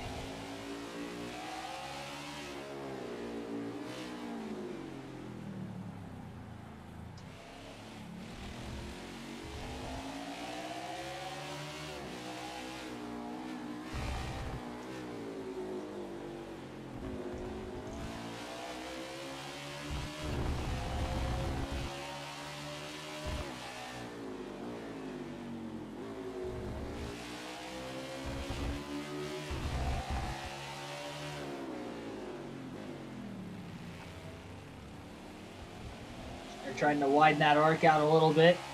Surprisingly, Balicki actually beat him back to the gas again. NASCAR should consider using the long track for the Glen. I mean, it'd be interesting, but honestly, the road course, the way it is now, is more suited for stock cars. It's just really high speed. There's not that many turns. Like I mentioned already, that there's banking in one of the corners that really helps the bigger, heavier cars like these NASCAR stock cars, especially in the Cup Series, be able to roll those corners really nice. There's still a lot of passing lanes. I think it's more suited for NASCAR. I don't think that they should consider changing it. And kind of what I figured with Sonoma as well. I don't think they should have changed it. I actually think that this current configuration produces a lot less passing lanes than what the old configuration did, even though there's extra corners, and it's a little bit longer to get around the track, about an extra 20 seconds roughly. It makes a pretty big difference, so taking out really one major straightaway and kind of cutting it in half. So that's one less passing lane, and the hairpin itself is almost kind of, it's not just one corner, it's 2, so it's hard to actually complete a pass because somebody else who's on the outside could get a much better run off the exit. Versus on the old configuration, they couldn't really do that on the one towards the top of the hill in the middle of the racetrack.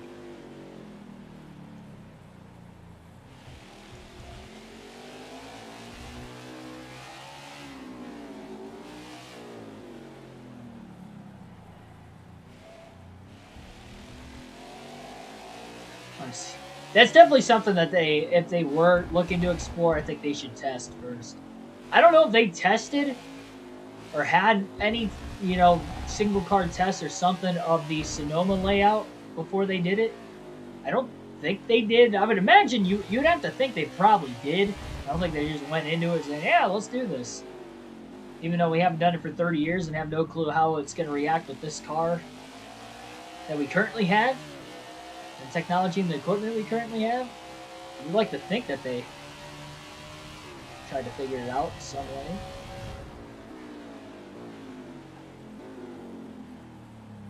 Schneider was sliding into the braking zone that time around.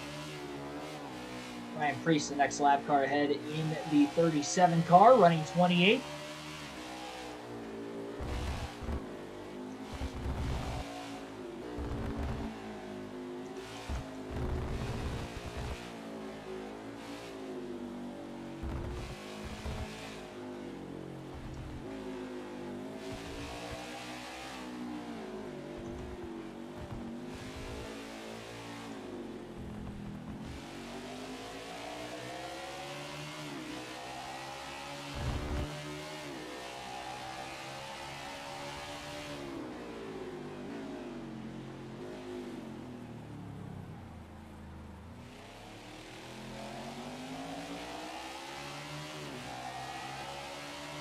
Ricky Stenhouse Jr. actually is only one position ahead of Preece as well.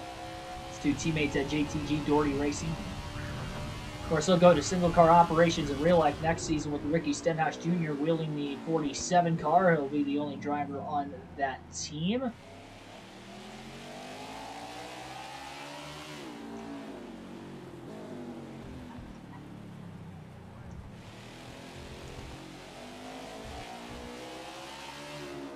Preece's ride was not chartered this year, and with more teams being added to the Cup Series next year, both with charters and without charters, GTG Doherty maybe had feared that they were at risk of maybe not qualifying for particular events with the speed in their race cars compared to some of these newer teams that have higher budgets. So maybe a wise business move to only cut back and have one car that you know is going to be qualified every week because they have a charter.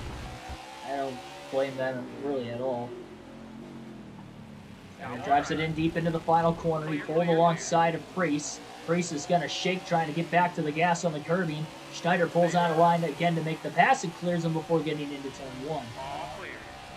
25 laps to go now at Circuit of the Americas, the Echo Park Grand Prix.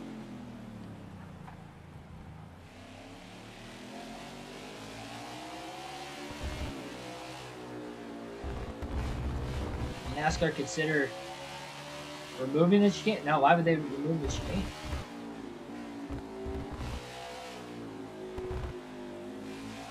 Bus stop's there for safety.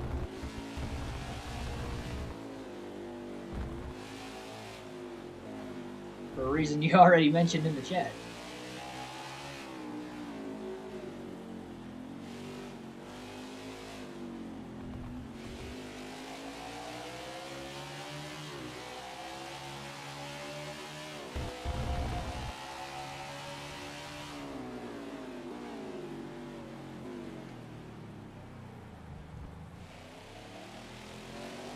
There's a lot of lap traffic coming up in the near future for Schneider.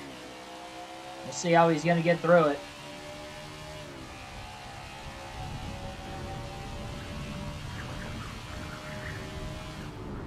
I'd say this current tire stint, probably his best so far. Passing cars clean, though he hasn't had to pass many. It's been relatively wide open for him. Also making it a little easier, not having to push the equipment as much. And right as I say that, he about spun out, getting back to the gas on the curbing. The tire's skid mark. Keselowski, McDowell right in front of Stenhouse as well for position.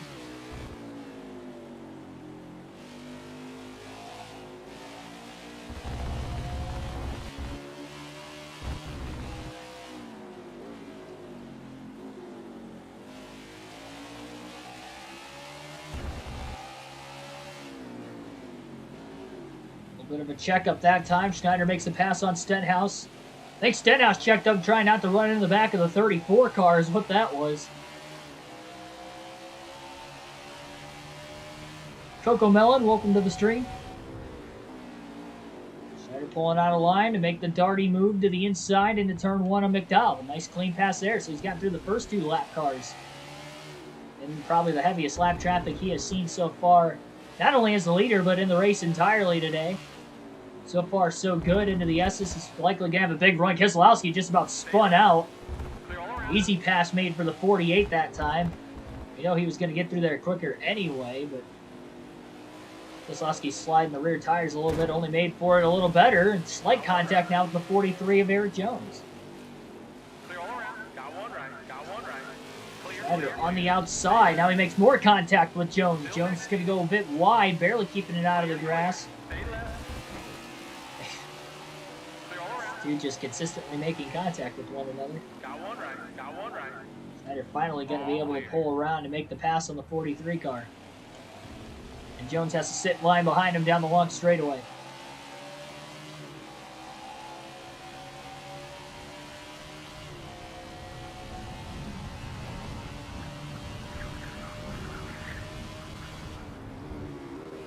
Yeah, so what, Rick Ware would only have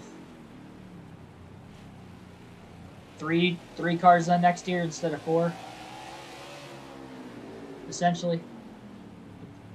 With it not being a Petty Ware charter, it's a GMS and Petty owned charter. And GMS, of course, having the majority rights to the team. Aggressive, a clean pass on Almirola. Outside of Eric Jones, he's gotten through the lap traffic pretty cleanly on this run. A bit of contact through a couple corners on this current lap.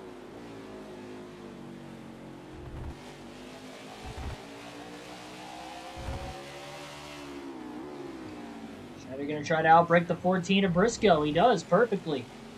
Beats him back to the gas, clears him. Daniel Suarez slipping, getting back to the gas himself up onto the curving. Schneider in the draft, pulls out of line. Suarez is a lap down now on the main straightaway.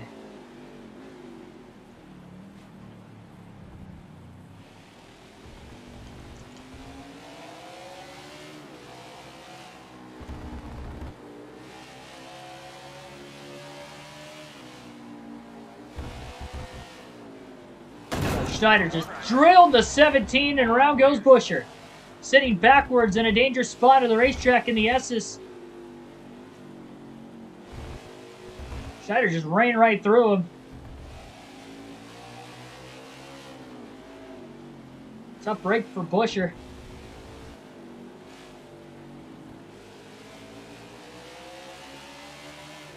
Now the third car to spin today that we've at least seen. Schneider to the outside of Corey LaJoie. A little tag to the left rear corner panel between the 48 and the 7. Schneider keeps control. LaJoie still underneath him. Clears him right back. Schneider in the draft is going to have a pretty big run, though. Now will pull out of line. Making the late dive. Locking the tires up maybe a bit. Didn't slide him too much, though, and he passes LaJoie back to put him a lap down again. Caution for Buescher spinning out. That would not have been good for Schneider. Last thing we need is a restart with less than 20 laps to go. Long slide.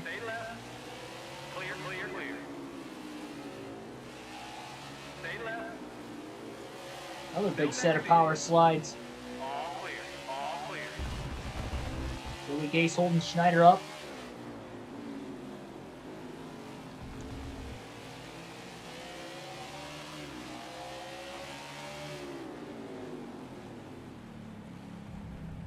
Finally gets around him in that finishing corner. Wiggling the car. Mashing back into the gas again. Come on, Joey Gase gonna battle back. Gase running in the last place position.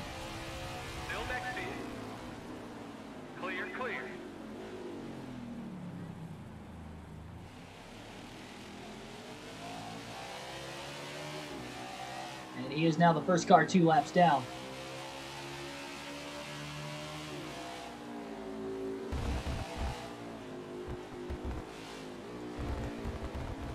I'll say not as much battling through the second half of this race. Schneider into the back into Benedetto now. There, seems like getting slower and slower into the S's now. Schneider keeps running into the back of cars. At least Benedetto didn't spin out like Buescher did. A lot less force Schneider hit Benedetto with than when he just completely drove through the 17 car a little bit ago.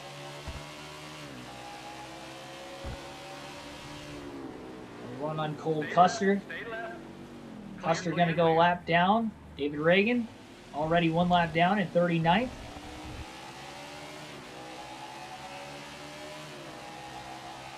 They're going to break the draft on the 41.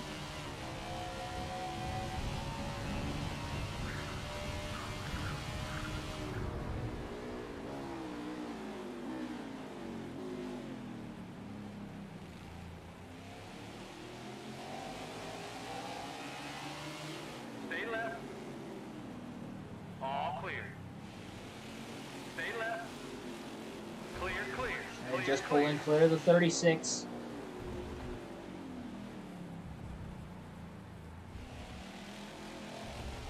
Only 3 laps away from pit stops once we get back to the start-finish line this time by. At least for Schneider, I'm sure we're going to start seeing green flag pit stops maybe even this time by.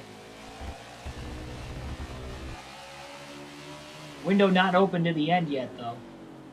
There'll be drivers that would have to make a 4th stop to the end to be able to make it. Maybe they were thinking we weren't going to go caution-free in this one. Actually, with it being a new road course circuit to the Cup Series schedule, so far so good. Oh, we got our second bot down in the chat. Schneider going to overcook turn 1. Could have been worse. Could have been a lot worse.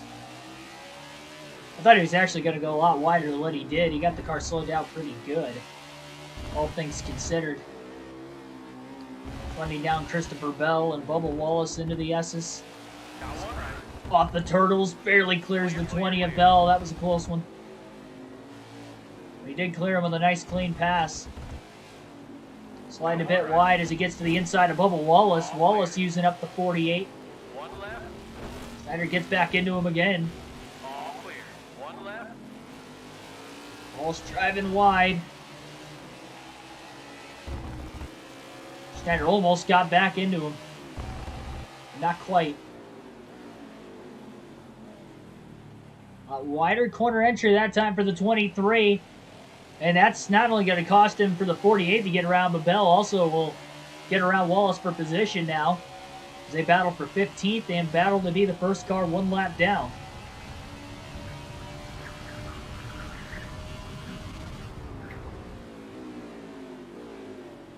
Car Brendan gone. I overran that corner a bit. Not perfect by any means. The tires getting older. We've seen that over these last couple laps now.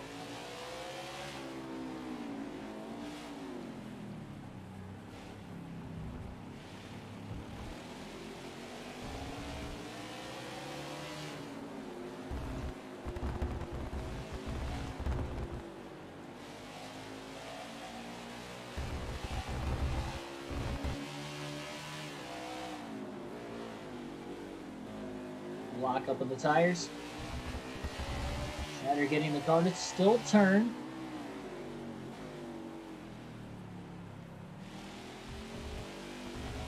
Doesn't really have to worry about overheating them too much. 20 to go at the line.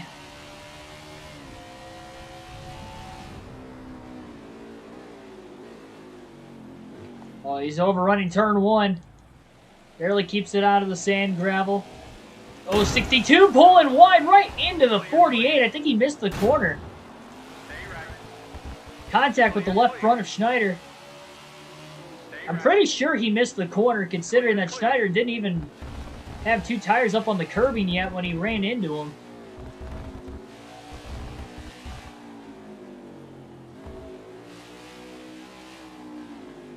Give him a little bit of a pass, wasn't completely a lack of awareness.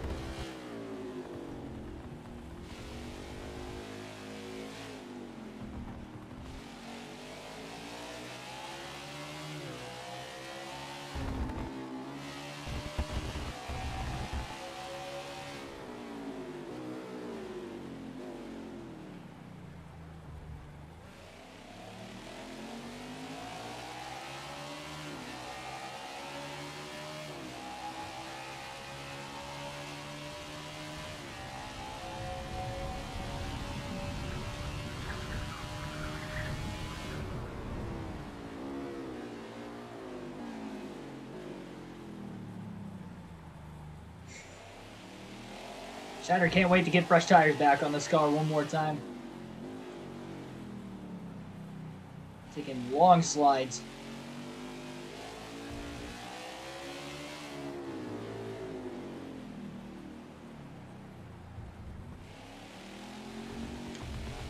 Almost spun out there.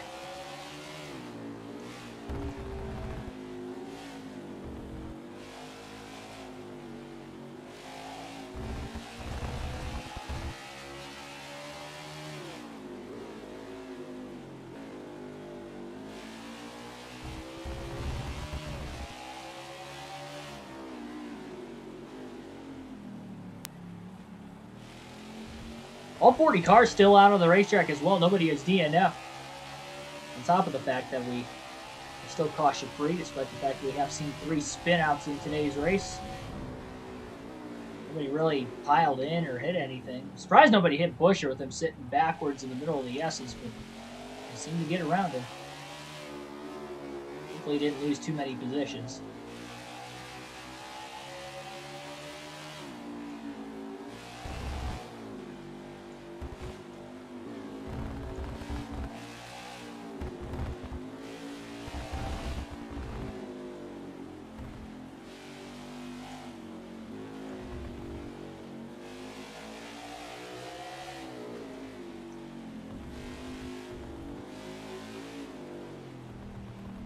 Schneider definitely didn't dominate the first half of this race by any means. We saw different leaders of Joey Logano. Although Logano didn't actually lead a lap, he got ahead for at least a couple corners. Kyle Busch led some laps. Tyler Reddick led a lot of laps at the very beginning of the race. What about the first 12 to 13?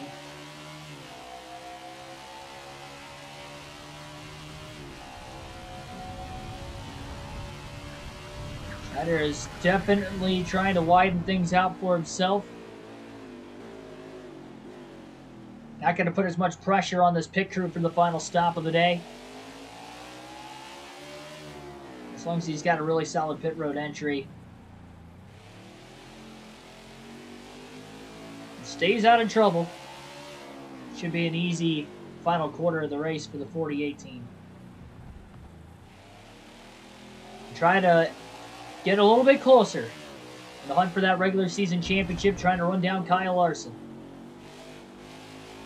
Schneider was able to lead in points for just one race going into Talladega. He had a 4-point lead. That's his only lead in the regular season point standings all year.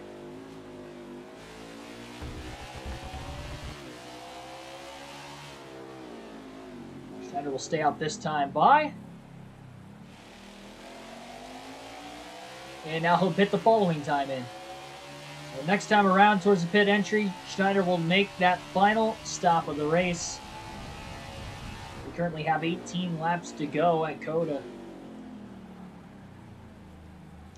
Ty Dillon in the 96 trying to get up to speed after just coming out of the pit. Schneider will get around him.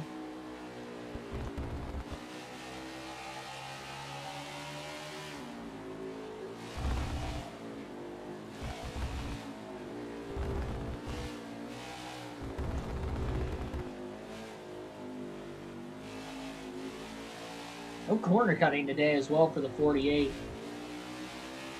He's hit his marks in that aspect. Hasn't had to serve a stop-and-go penalty.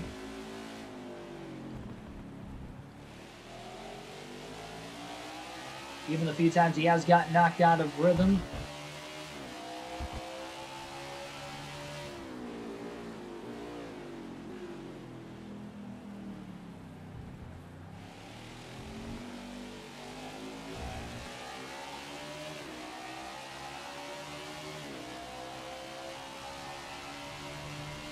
Last lap was a 2:16.598. It's only a couple seconds slower. I think his overall pace seems to be a little quicker on this third fuel run of the race as well. Look how much he just closed in. A lot of that is because that time he was definitely coming in a little too hot and had a hard time trying to slow those front tires up. He didn't lock them up.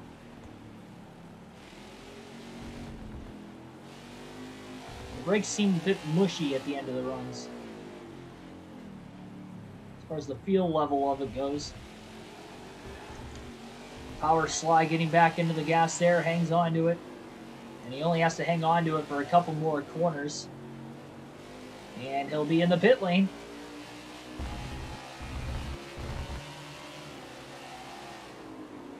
Comes to the inside of Anthony Alfredo. Gonna go a bit wide. Oh, Alfredo gets into the left rear. Schneider's got to let him go so he can make the turn into the pits. Now he gets into Ty Dillon. Clear, clear. A little harder than what it needed to be, but Schneider will make his way into the pit lane. There'll be 4 tires and fuel for the third and final time for the 48 car. Sure, we had some drivers short pit trying to run him down. He's never cycled back into the lead under the first 2 stops. Maybe he's got a wide enough of a gap that time that he could cycle back, although Logano didn't lead a lap. When he cycled in front of Schneider after the second set of stops, he at least led for a few corners. So we might not have seen the last pass for the lead yet.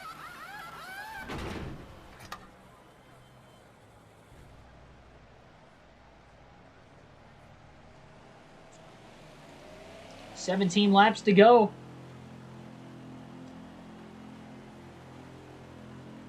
I like how it still shows the qualifying order on the leaderboard because it still has Tyler Reddick 1, Kyle Larson 2nd. Anybody else notice it? I didn't notice that until just now. And Schneider is still the leader, cycling out of the pit lane. So although his lead has probably shrunk quite a bit again, he is still the leader at Circuit of the Americas. And now he's got fresh tires right back on the race car again. We'll alternate through the different camera angles one final time in today's race when we get back to the start-finish line with 16 to go this time by. That'll be our next challenges. Trying to go through the alternating camera angles for about a dozen laps.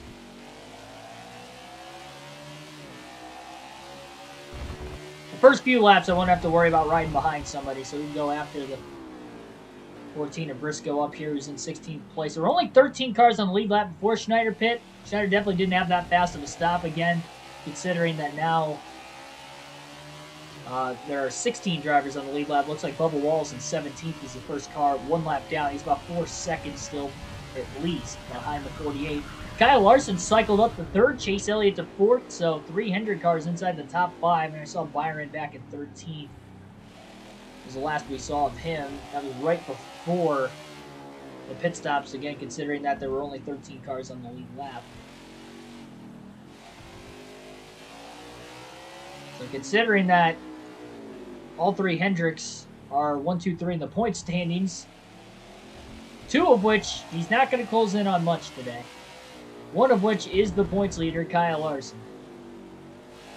Larson's got a massive points lead, not just back to 6th place of Schneider. He's got what was 57 points going into yesterday's race, was dropped even more. It's down to 78 points is the difference between 1st and 6th. But even the difference between 1st and 2nd is 42 points, which is just over 1 race worth of points. 40 points are scored to the race winner. No stages in this game right now, so nothing there currently as well. And now we'll alternate through these camera angles. Still have some lap cars coming out of the pit lane up ahead. Oh, a little contact. Quinn Houff trying to get up to speed. Just got sideswiped by somebody who was trying to get around him to the outside. Couldn't tell who that was. Might have been Christopher Bell in the 20. Expecting a checkup here from Chase Briscoe in the 14. Got one right, got one right. And we had just that checkup. Schneider passes him cleanly. Schneider going to work now in the 00, Quinn Houff.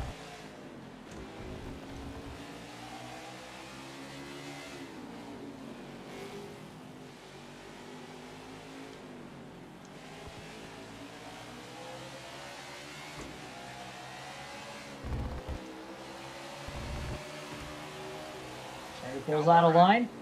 All clear. Makes a nice quick pass on the 00.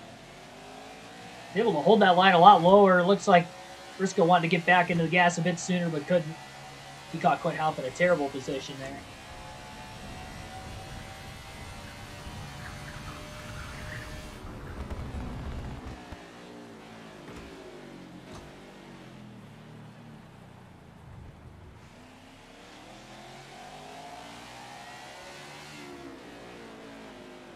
"15 laps to go this time by. Could have our second caution-free race of the season on this career mode.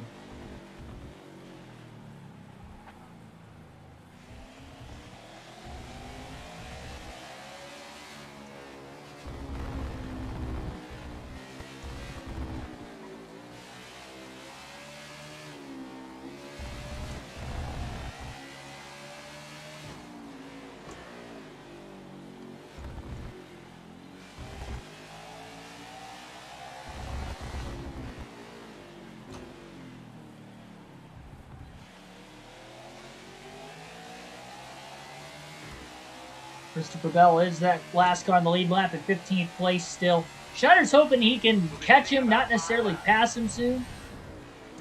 I don't know why the crew chief's telling us to pit 5 laps. We just pitted a couple laps ago. We know Schneider can make it to the end on fuel. He's made his 3rd and final stop today.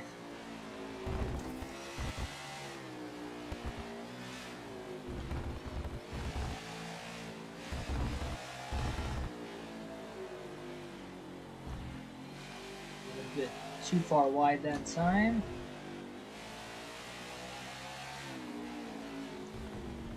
Cam Clark, welcome to the stream. 22 miles per hour, that's slow. Yes, it is. Super high speeds, though, in other areas around this racetrack. We've hit as high as 184 miles an hour down the longest straightaway here at COTA. And we're about to put that to the test right now as we enter onto that long straightaway. 1 like away from 20 likes on the stream, so definitely hit that like button if you haven't already. Again, subscribe for more daily NASCAR content. Egan Schneider currently leads with 15 laps to go at Circuit of the Americas in the career mode. He's going to enter a little bit too hard that time.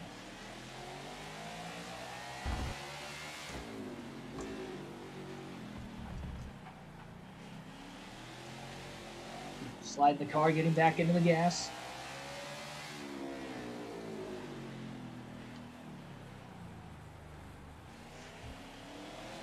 Free Goal Assassin, welcome to the stream. 20 now. Well, thanks for that. We are up to 20. Let's keep it growing more and more. Feels like this race is flying by, and I think it is because we haven't had a caution to slow the race pace down. But at the same time,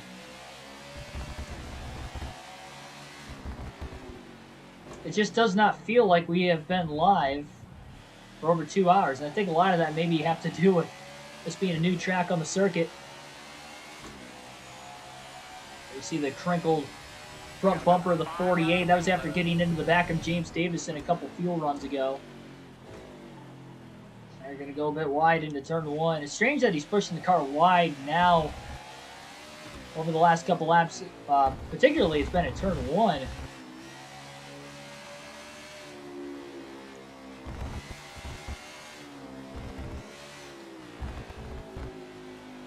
Seen that when he's had older tires today, but not fresher tires like he does right now.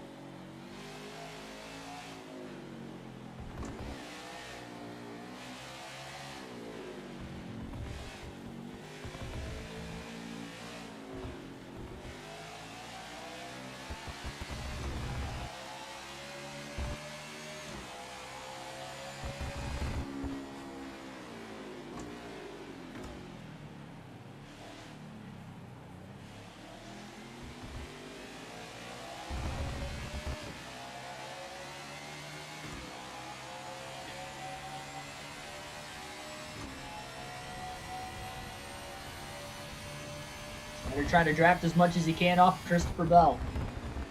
Into the heavy braking zone. Pulls out of line late to try and make the pass while he was already on the brakes. Bell trying to cross him back over. And Schneider blows past him, but Bell might cross him back over again to the inside and does. So back and forth go the 20 and the 48. Schneider into the left rear corner panel of Bell.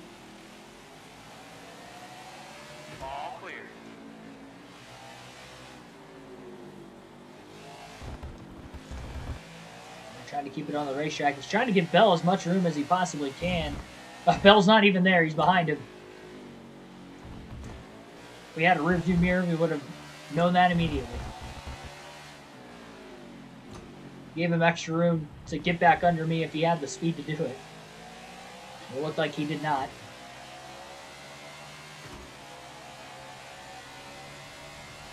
All right, bring it to us this time. Bring it to us this time.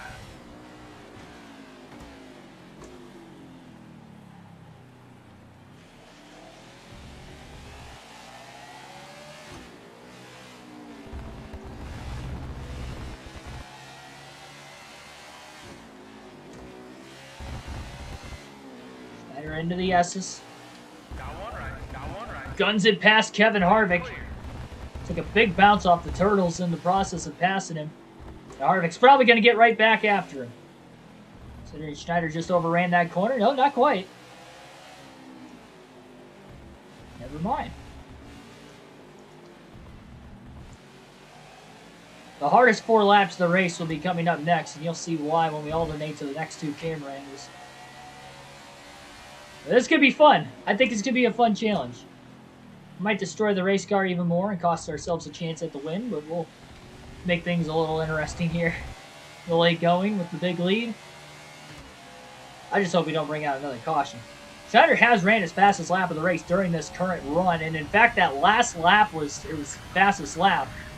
Even when he was trying to get around Christopher Bell for that little bit. 2 minutes 13.883 was his fastest lap.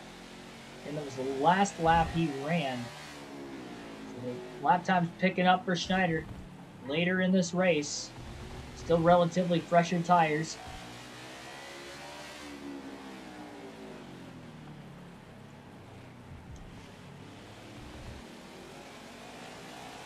Stay right. All clear. Now he gets around the 78 of BJ McLeod. He might have to let McLeod back through here. If he struggles to see too much.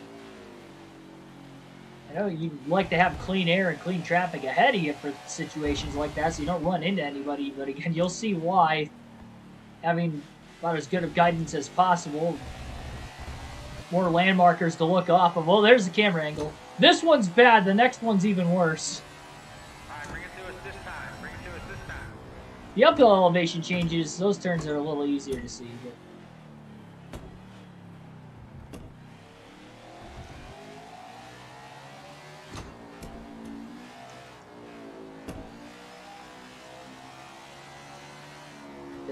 this is where it gets difficult into the S's. Really try not to miss a corner. Having to slow it up more than normal. You're just hoping that you don't get ran over from somebody from behind.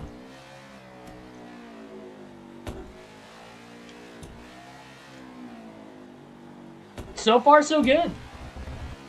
Actually kind of pulling McLeod still.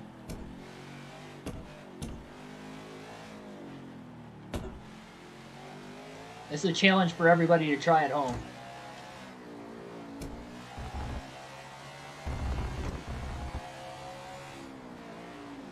Next hardest corner is going to be this next one when we get onto this long straightaway. Trying to tell where the braking zone is going to end up being. It's downhill too.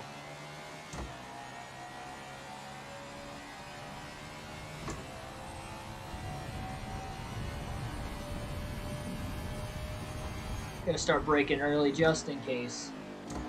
Not gonna hurt anything. Don't want to hurt anything either.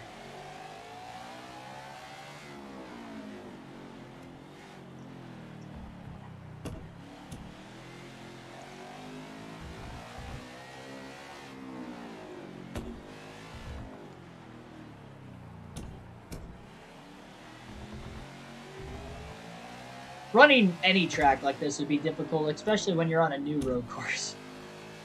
It's probably the hardest track imaginable to try and run with this problem. Oh, we went a little bit wide that time, not terrible.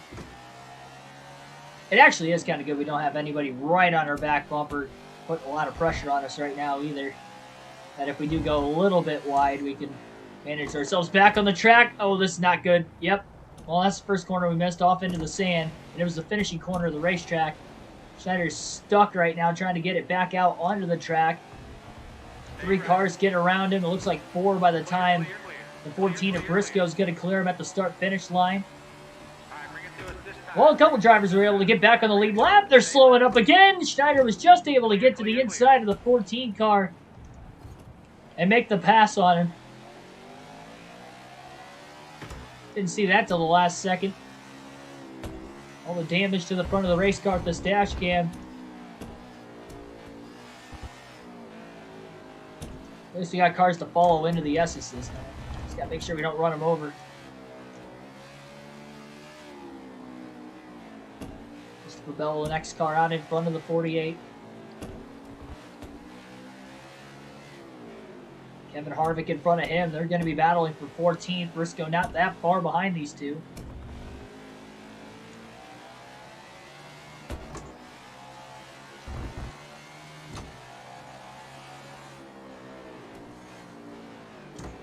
Bell closes on Harvick into the braking zone.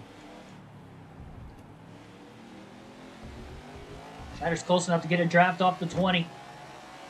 Big power run. Pull out a line. And make a nice easy pass. Barely see Harvick up there. Schneider's going to start braking early. Oh, he might not have broke early enough. No, he broke late. He was able to miss Harvick down to the bottom. Harvick crosses him back over. He's not going to miss Harvick this time. He just doored him. He just doored the 4 car out of the way.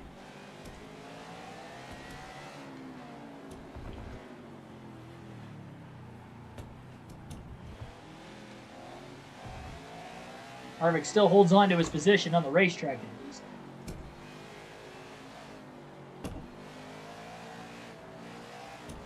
This corner's so hard right here.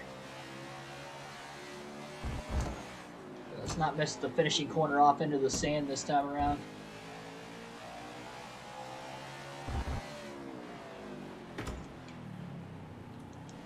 There we go, hit it perfectly. Alright, now we'll go to this camera. 10 laps to go at COTA.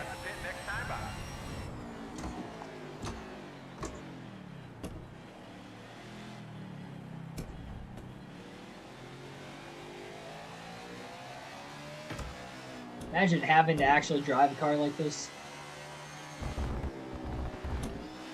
on a track you're very unfamiliar with.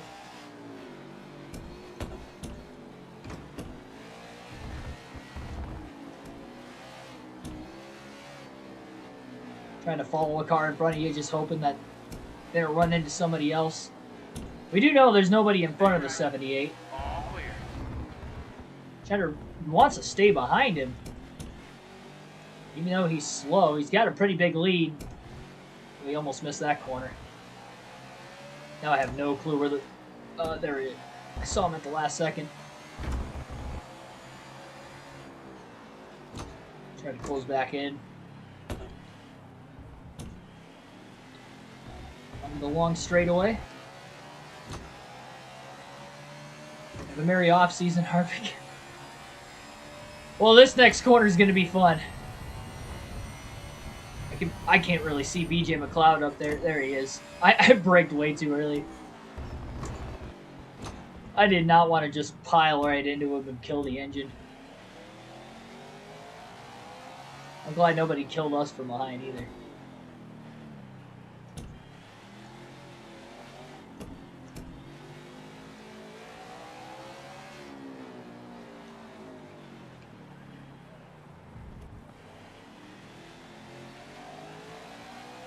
I'd have a heart attack if I was trying to race car, I'm assuming like this. I always mess up this corner. I felt the curbing at least. Thank goodness there's vibrations on, because otherwise you wouldn't even be able to feel the curbs. It'd make it even harder without vibration. I was on top of the curbing off the exit of the corner, so that's where I knew where I was. Clear. A bit wide. BJ McLeod gonna get a bit of a crossover that time. We'll do this for one more lap. Okay, we have to pit next time out. Coming in hot on the 78 again.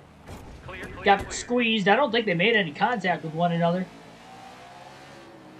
Not that time, at least. Diamond cuts the corner. Gonna have to let McLeod back in front of us again. There. There he goes. All clear. All clear.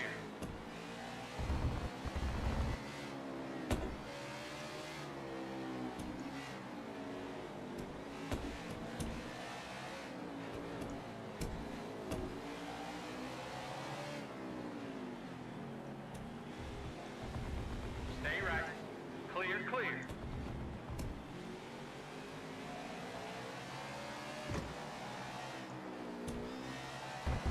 Well, Harvick's putting a lot of pressure on the 48 all of a sudden. He might not be able to break early going into the... Not that corner, but this corner coming up next after this long straightaway. Looks like Briscoe just passed Christopher Bell for position. EB Forever 85, welcome to the stream. You guys are probably mind-boggled how I'm able to drive like this. Skills. Oh, coming in hot. Stay left. Clear, clear. Trying to get the car turned around now. 180. You're going back. I didn't actually spin out there. I was just trying to get the car turned around in a direction where I knew where I was going. Schneider lost some time side by side between Christopher Bell and Chase Briscoe. I had a feeling I didn't want to brake early and get ran over from behind that time, so broke a little later, and I had to miss the 78, so I took that awkward angle. We obviously missed the corner. We're all right though. I don't know where that corner was either. They're starting to get a little too far ahead of me where I can't use their guidance where I'm at on the racetrack. Just got 2 more corners. Looks like Joey Logano is probably 12 seconds back, roughly. He's closing in.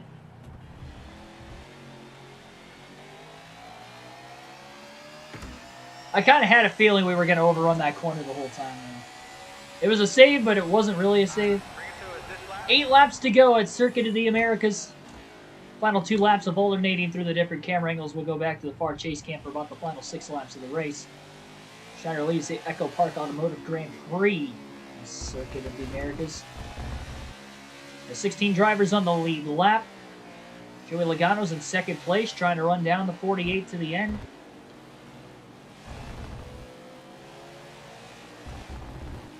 Schneider closing. Stay left. Trying to make the pass on Briscoe.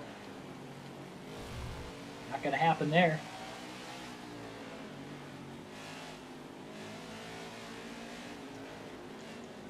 Well, Briscoe clipped the grass that time. Didn't slide too much. Definitely stalled his momentum out enough that Schneider was able to make a pass on the outside in the next corner.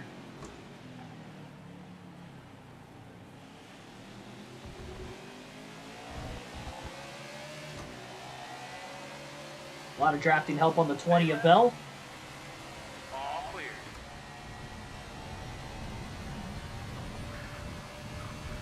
That visibility, by the way, going into this corner with that heavy damage from the cockpit cam has to have been what it was like for Cole Custer in the rain when he piled into Truex with the low visibility on that restart at COTA. All clear. That same area of the racetrack.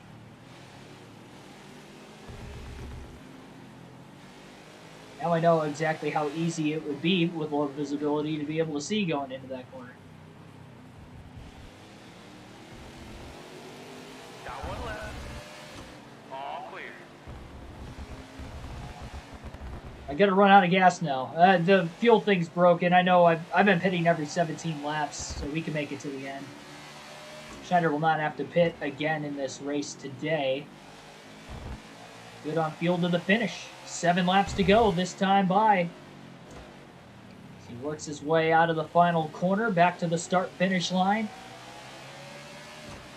Trying to get his 7th career win. All in his rookie season, and all in his first 14 career races. Back to 50% again.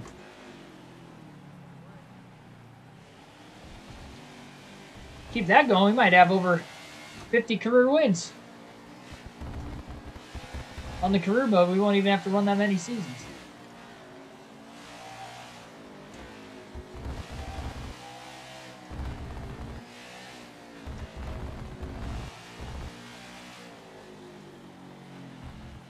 The ultimate goal, obviously, no matter how many races won, is to win a championship, and that's going to be difficult.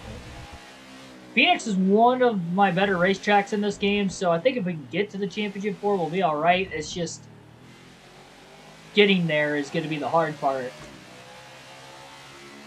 Round of 16 shouldn't be that bad, especially considering that Schneider does have 6 wins, looking for a 7 today. He's got a decent amount of playoff points right now. Regular season standings could award more playoff points if he finishes in the top 10. He was 6th coming into today's race. And he wasn't that many points out of 4th, so ideally he could move up a couple positions. Problem is 3 of the drivers in the top 5 in the point standings are running 2nd, 3rd, and 4th. So he's not going to really gain much on those guys, but Denny Hamlin, he should gain a decent amount on today.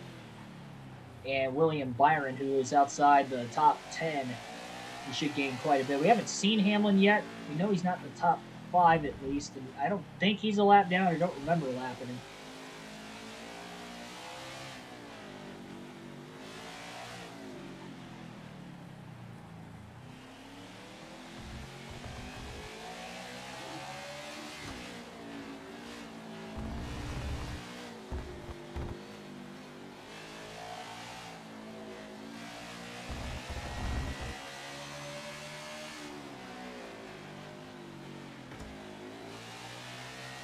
Six laps to go this time by.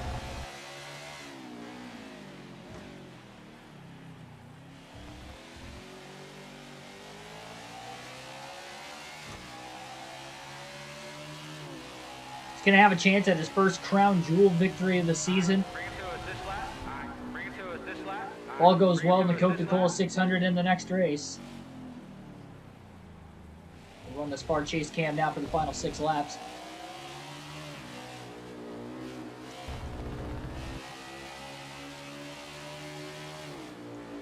A lot of open traffic in front of the 48.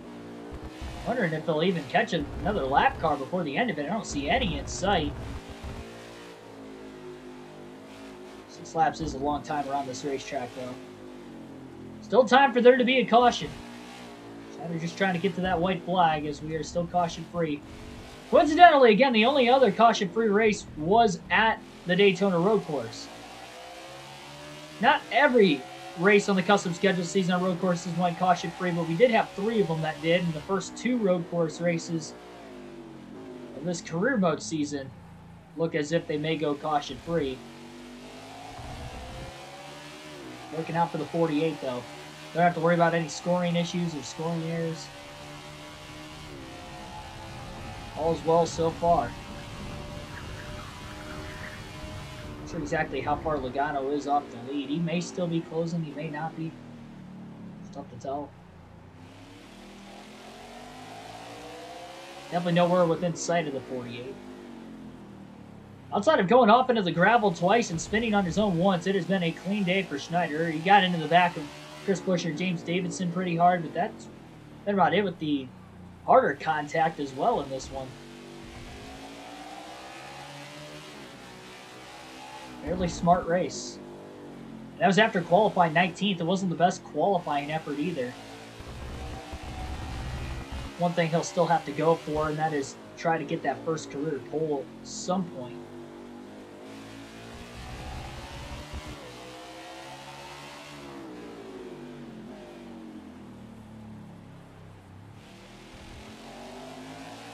The mile and a halfs with the 100% races have been where the struggle has been the most for Schneider.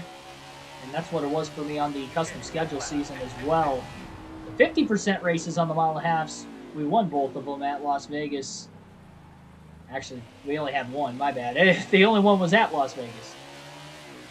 100% races on the mile and a half so far this season would include Homestead, DNF, and a 22nd place finish there. Kansas, DNF, and the last place finish there.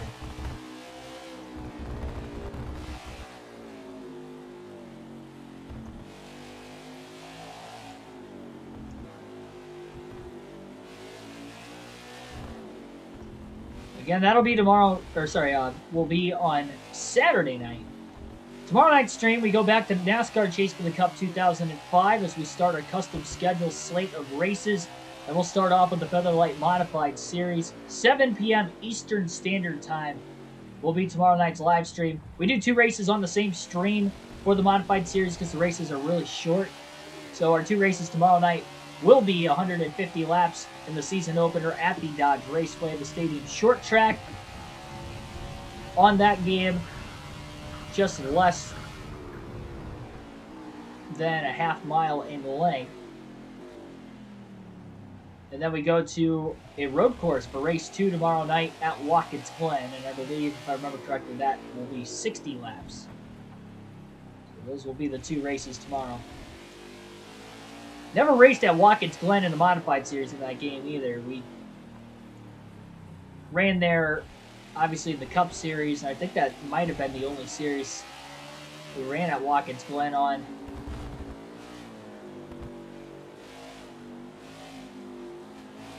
So we'll see how it'll work out.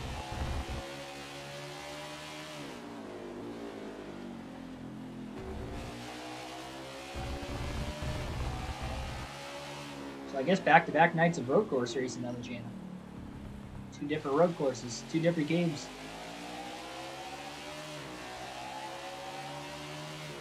And William Byron in 13th, maybe the next car out ahead of Schneider still.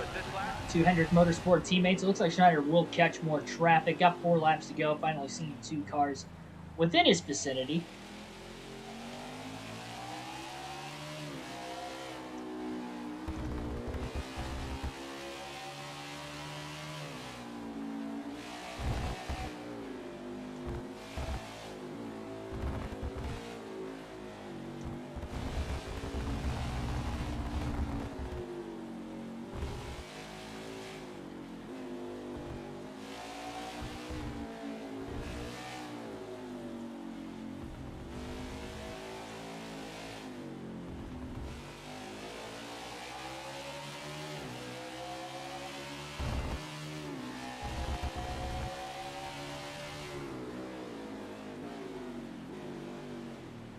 It's like it may be Martin Truex Jr. in front of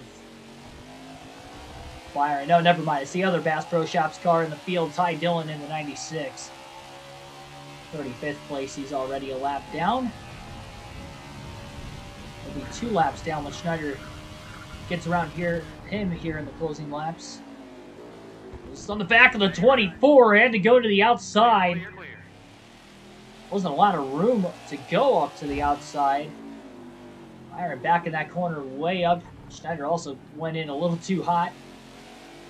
That would have been a catastrophe. Would have been involving teammates too. Schneider power slides getting back to the gas. Looking to the outside of Byron into the next corner. Clear, clear, clear, clear.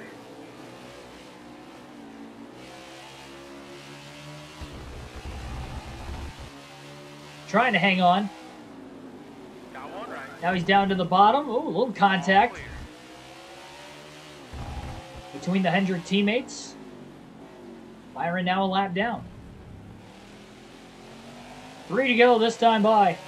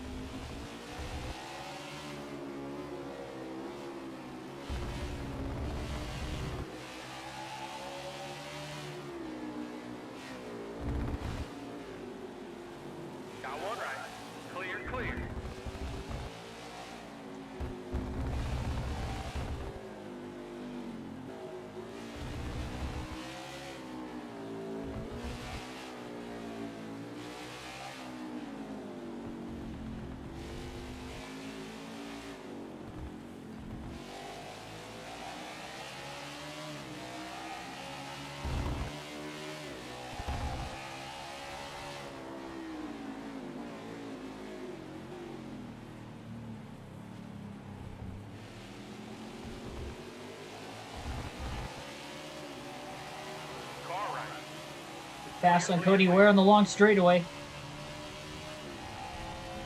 2.5 laps remain for Keegan Schneider to get career win number 7. The first one in 5 races, and the 3-race streak of not finishing in the top 10 will come to an end all here today at COTA.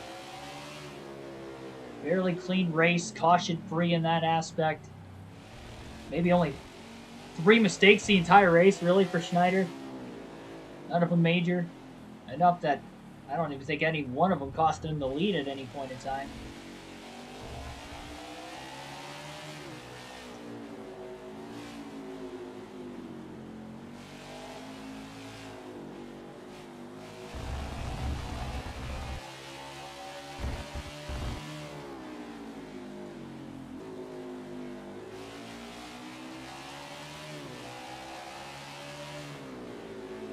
Finishing corner, 2 to go. A bit wide.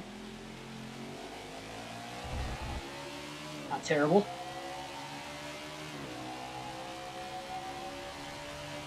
right, bring it to us this lap.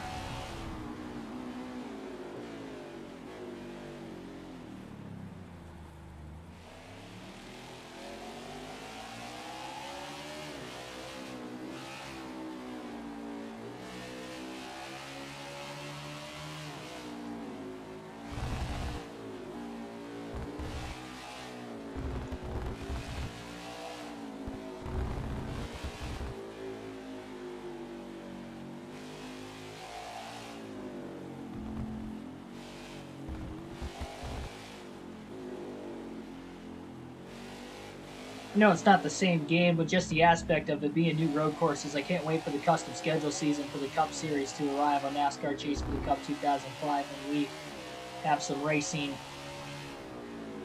at new road courses with the fantasy tracks in that game.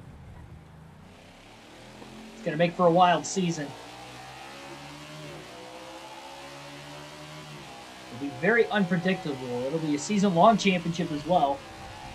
So no chase or playoff system. Consistency will be key over the course of the entire year.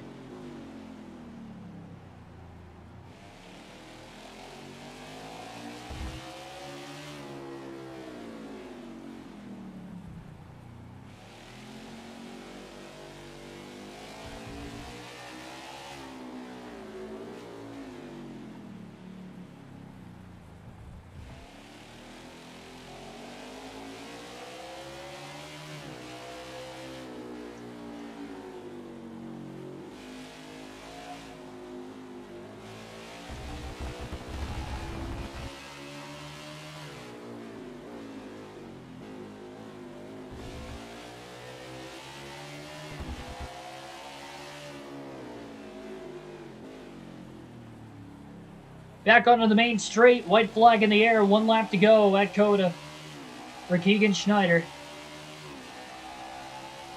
Fuel will not be an issue. He will be able to make it through this final lap. Caution comes out now. The race is over. We're still caution-free in this one today. Dominating win, and the fact that he will have led not only the most laps, but over half the race. Kind of been the wins for him this season. The races he has dominated, he has won. Races he's been rarely at the front, he has not got great finishes.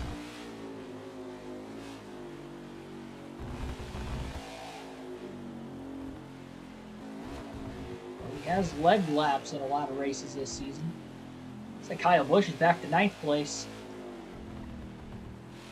He was leading laps at one point midway through the going. Schneider definitely dominated the second half of this race. I don't think there was a single lap he didn't lead from the halfway point to now.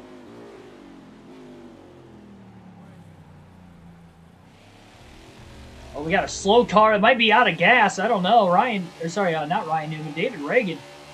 36. That was really blind exit to that corner. Schneider almost ran into the back of him. Maybe he spun out and got back onto the racetrack, but he's back to last place.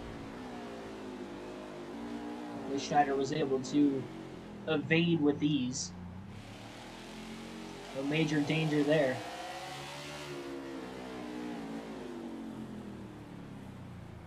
We're going a little bit wide. No problem. I don't think he's going to catch another lap car the rest of this race. Only got a few more corners to go. This will be the first ever live stream victory on the NASCAR 21 Ignition career mode. The other 6 came on premieres or regular uploads, and now about to do it in front of you guys live. One final corner, a left-hander, 90 degrees, and then uphill to the start-finish line. Wide of an entry that time, no problem. Big lead for Schneider. Checkered flag is waving, and he is going to win at Circuit of the Americas. Cross the start-finish line, not over yet. Now it's over, okay. And the game just about crashed on us when we crossed the bridge. There we go. Keegan Schneider has won at COTA by an unknown margin of victory right now. It says 1 lap. That is not right. We're just having to wait on them to finish the race. But as it stands right now, take a look at your top finishers. Keegan Schneider with the win. Joey Logano appears to finish in 2nd. Chase Elliott 3rd. Kyle Larson 4th. And Martin Truex Jr. rounds out the top 5. Kurt Busch in 6th. Denny Hamlin 7th. Pole sitter Tyler Reddick 8th. Kyle Busch 9th. And Ryan Blaney rounds out the top 10. So the top 12 will have finished on the lead lap at today's race. Byron was the first car 1 lap down, and all 40 cars finished the race. Not only went caution-free, but all 40 will get to see the checkered flag. Menanzas, welcome to the stream to Victory Lane. Yes, for the first time ever, live stream edition, we will get to see me in Victory Lane for the NASCAR 21 Ignition Career Mode. We finally have great luck on the game. We get not only through a full race, but we get through a caution-free, so no scoring errors at all. And, of course, we get the win.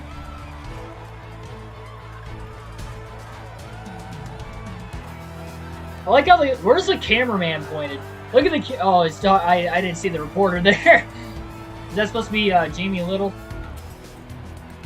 This game's version of Jamie Little.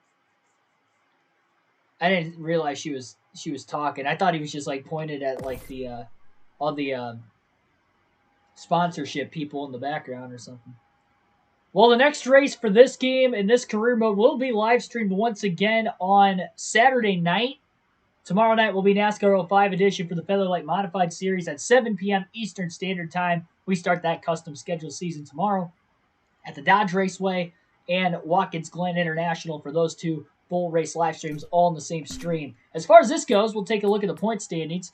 Again, Saturday night, by the way, for the live stream for this game will be at 6 p.m. Eastern Standard start time. Still 8 different winners on the year. Schneider picking up career win and win number 7 on his rookie season, scoring him now 35 playoff points. Race for the regular season championship. He has the tiebreaker over Denny Hamlin, so he will move up 1 position in the point standings from 6th to 5th.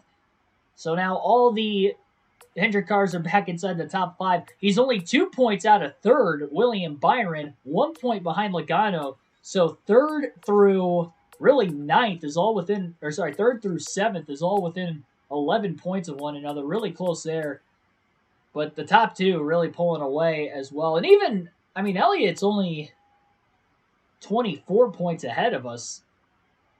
It's obtainable that we can easily get to 2nd. We still got 12 races left in the regular season. Kyle Larson's going to be tough. Rover race behind him. Probably going to need him to have a pretty bad finish. He's got 12 top 10s in 14 races. 9 top 5s in 14 races. Kyle Larson, I was going to say putting up video game numbers, but also kind of real life numbers compared to what he would run. We got 8 top 10s, 7 top 5s, 7 wins. So all of our top 5s have been wins, and then we had that 9th place finish at Talladega. So we're still tied for the 3rd most top 10s. Again, pretty consistent season, all things considered. Only finished outside the top 10 6 times. We've DNF'd in 4 of those, though. So that is where we're missing out on the regular season standings. As far as the playoff standings go, with 12 races left in the regular season, Brad Keselowski holds the final spot on points by just 9 over Matt DiBenedetto.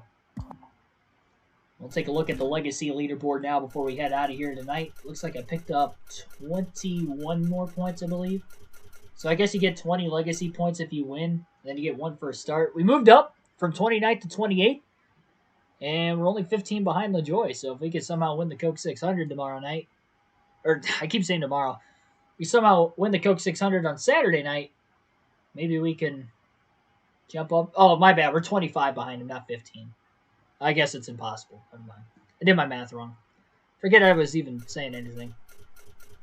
But we're up to 28th there. I don't know where my goal is for the rookie season to be on the legacy leaderboard. I don't even think it's mathematically possible to really get into the 400s at this point. So it's not like we can crack the top 20. And these guys are only getting more and more with every start they get as well. I would imagine you have to play to get to the top of the legacy leaderboard in this game. I'd imagine you have to play a ton, considering Harvick is at 9,005. I mean, that's a full career for Kevin Harvick. He's been in NASCAR for like 20 years, so that's telling me that we probably have to run like 20 seasons to get to number one. Because you only get 20 points if you win, and then you get a start. You get one for every start. I don't know how the rest of it is obtained. So the max amount you can score is 21. So over the course of a full season, if you were to win every single race, pull the trusty calculator out here. That's my calendar. This is not the calculator. So you can score 756 points in one season. If you win every race. If you win every race, you can get 756 legacy points. So I figured that out. Unless you get, like, milestone wins. Like, maybe if we get to 10 wins, we get, like, bonus legacy points. I have no clue. I doubt it. By my metrics, it would take us winning every race throughout the course of the season, at least 10 seasons to get to Harvick. I am not doing that many seasons of the career mode. I will not let that happen. I plan on doing at least, probably 4. 2 to 4 is what I'm planning on, but I'll probably do 4 considering that there's only one series in this game, so it's a lot easier to be able to get 4 seasons done. That gives us plenty of time. And reputation, 46%, Hendrick Motorsports. Yeah, we keep winning. We're back in the top 5 in points. They're loving us right now. We'll have more polls next season when it comes time and it comes around as far as who I'll run for. I'll probably run for a different team every season in the career mode, so you guys have a chance to vote in between every year. It would suck to leave Hendrick Motorsports considering how great we are with them right now, but maybe make it a little harder on ourselves next season. I mean, it's obviously hard already. We're still 5th in points. We're not, like, we're dominating in the sense that we have more wins than everybody else right now, but the consistency is just so hard with this game in general. And I'm sure we'll see more of the inconsistency on the mile and a half the rest of the year because that is definitely the Achilles heel of this team. And the next race is on a mile and a half, and it's the longest race of the season, so we'll see how that goes in a couple nights. Like, share, and subscribe for more daily NASCAR content. I will see you guys tomorrow night at 7 p.m. Eastern Standard Start Time. We'll go modified series racing for the first time in a long time on NASCAR Chase for the Cup 2005 as we start our custom schedule season. Thanks, everybody. Have a good rest of your Thursday night.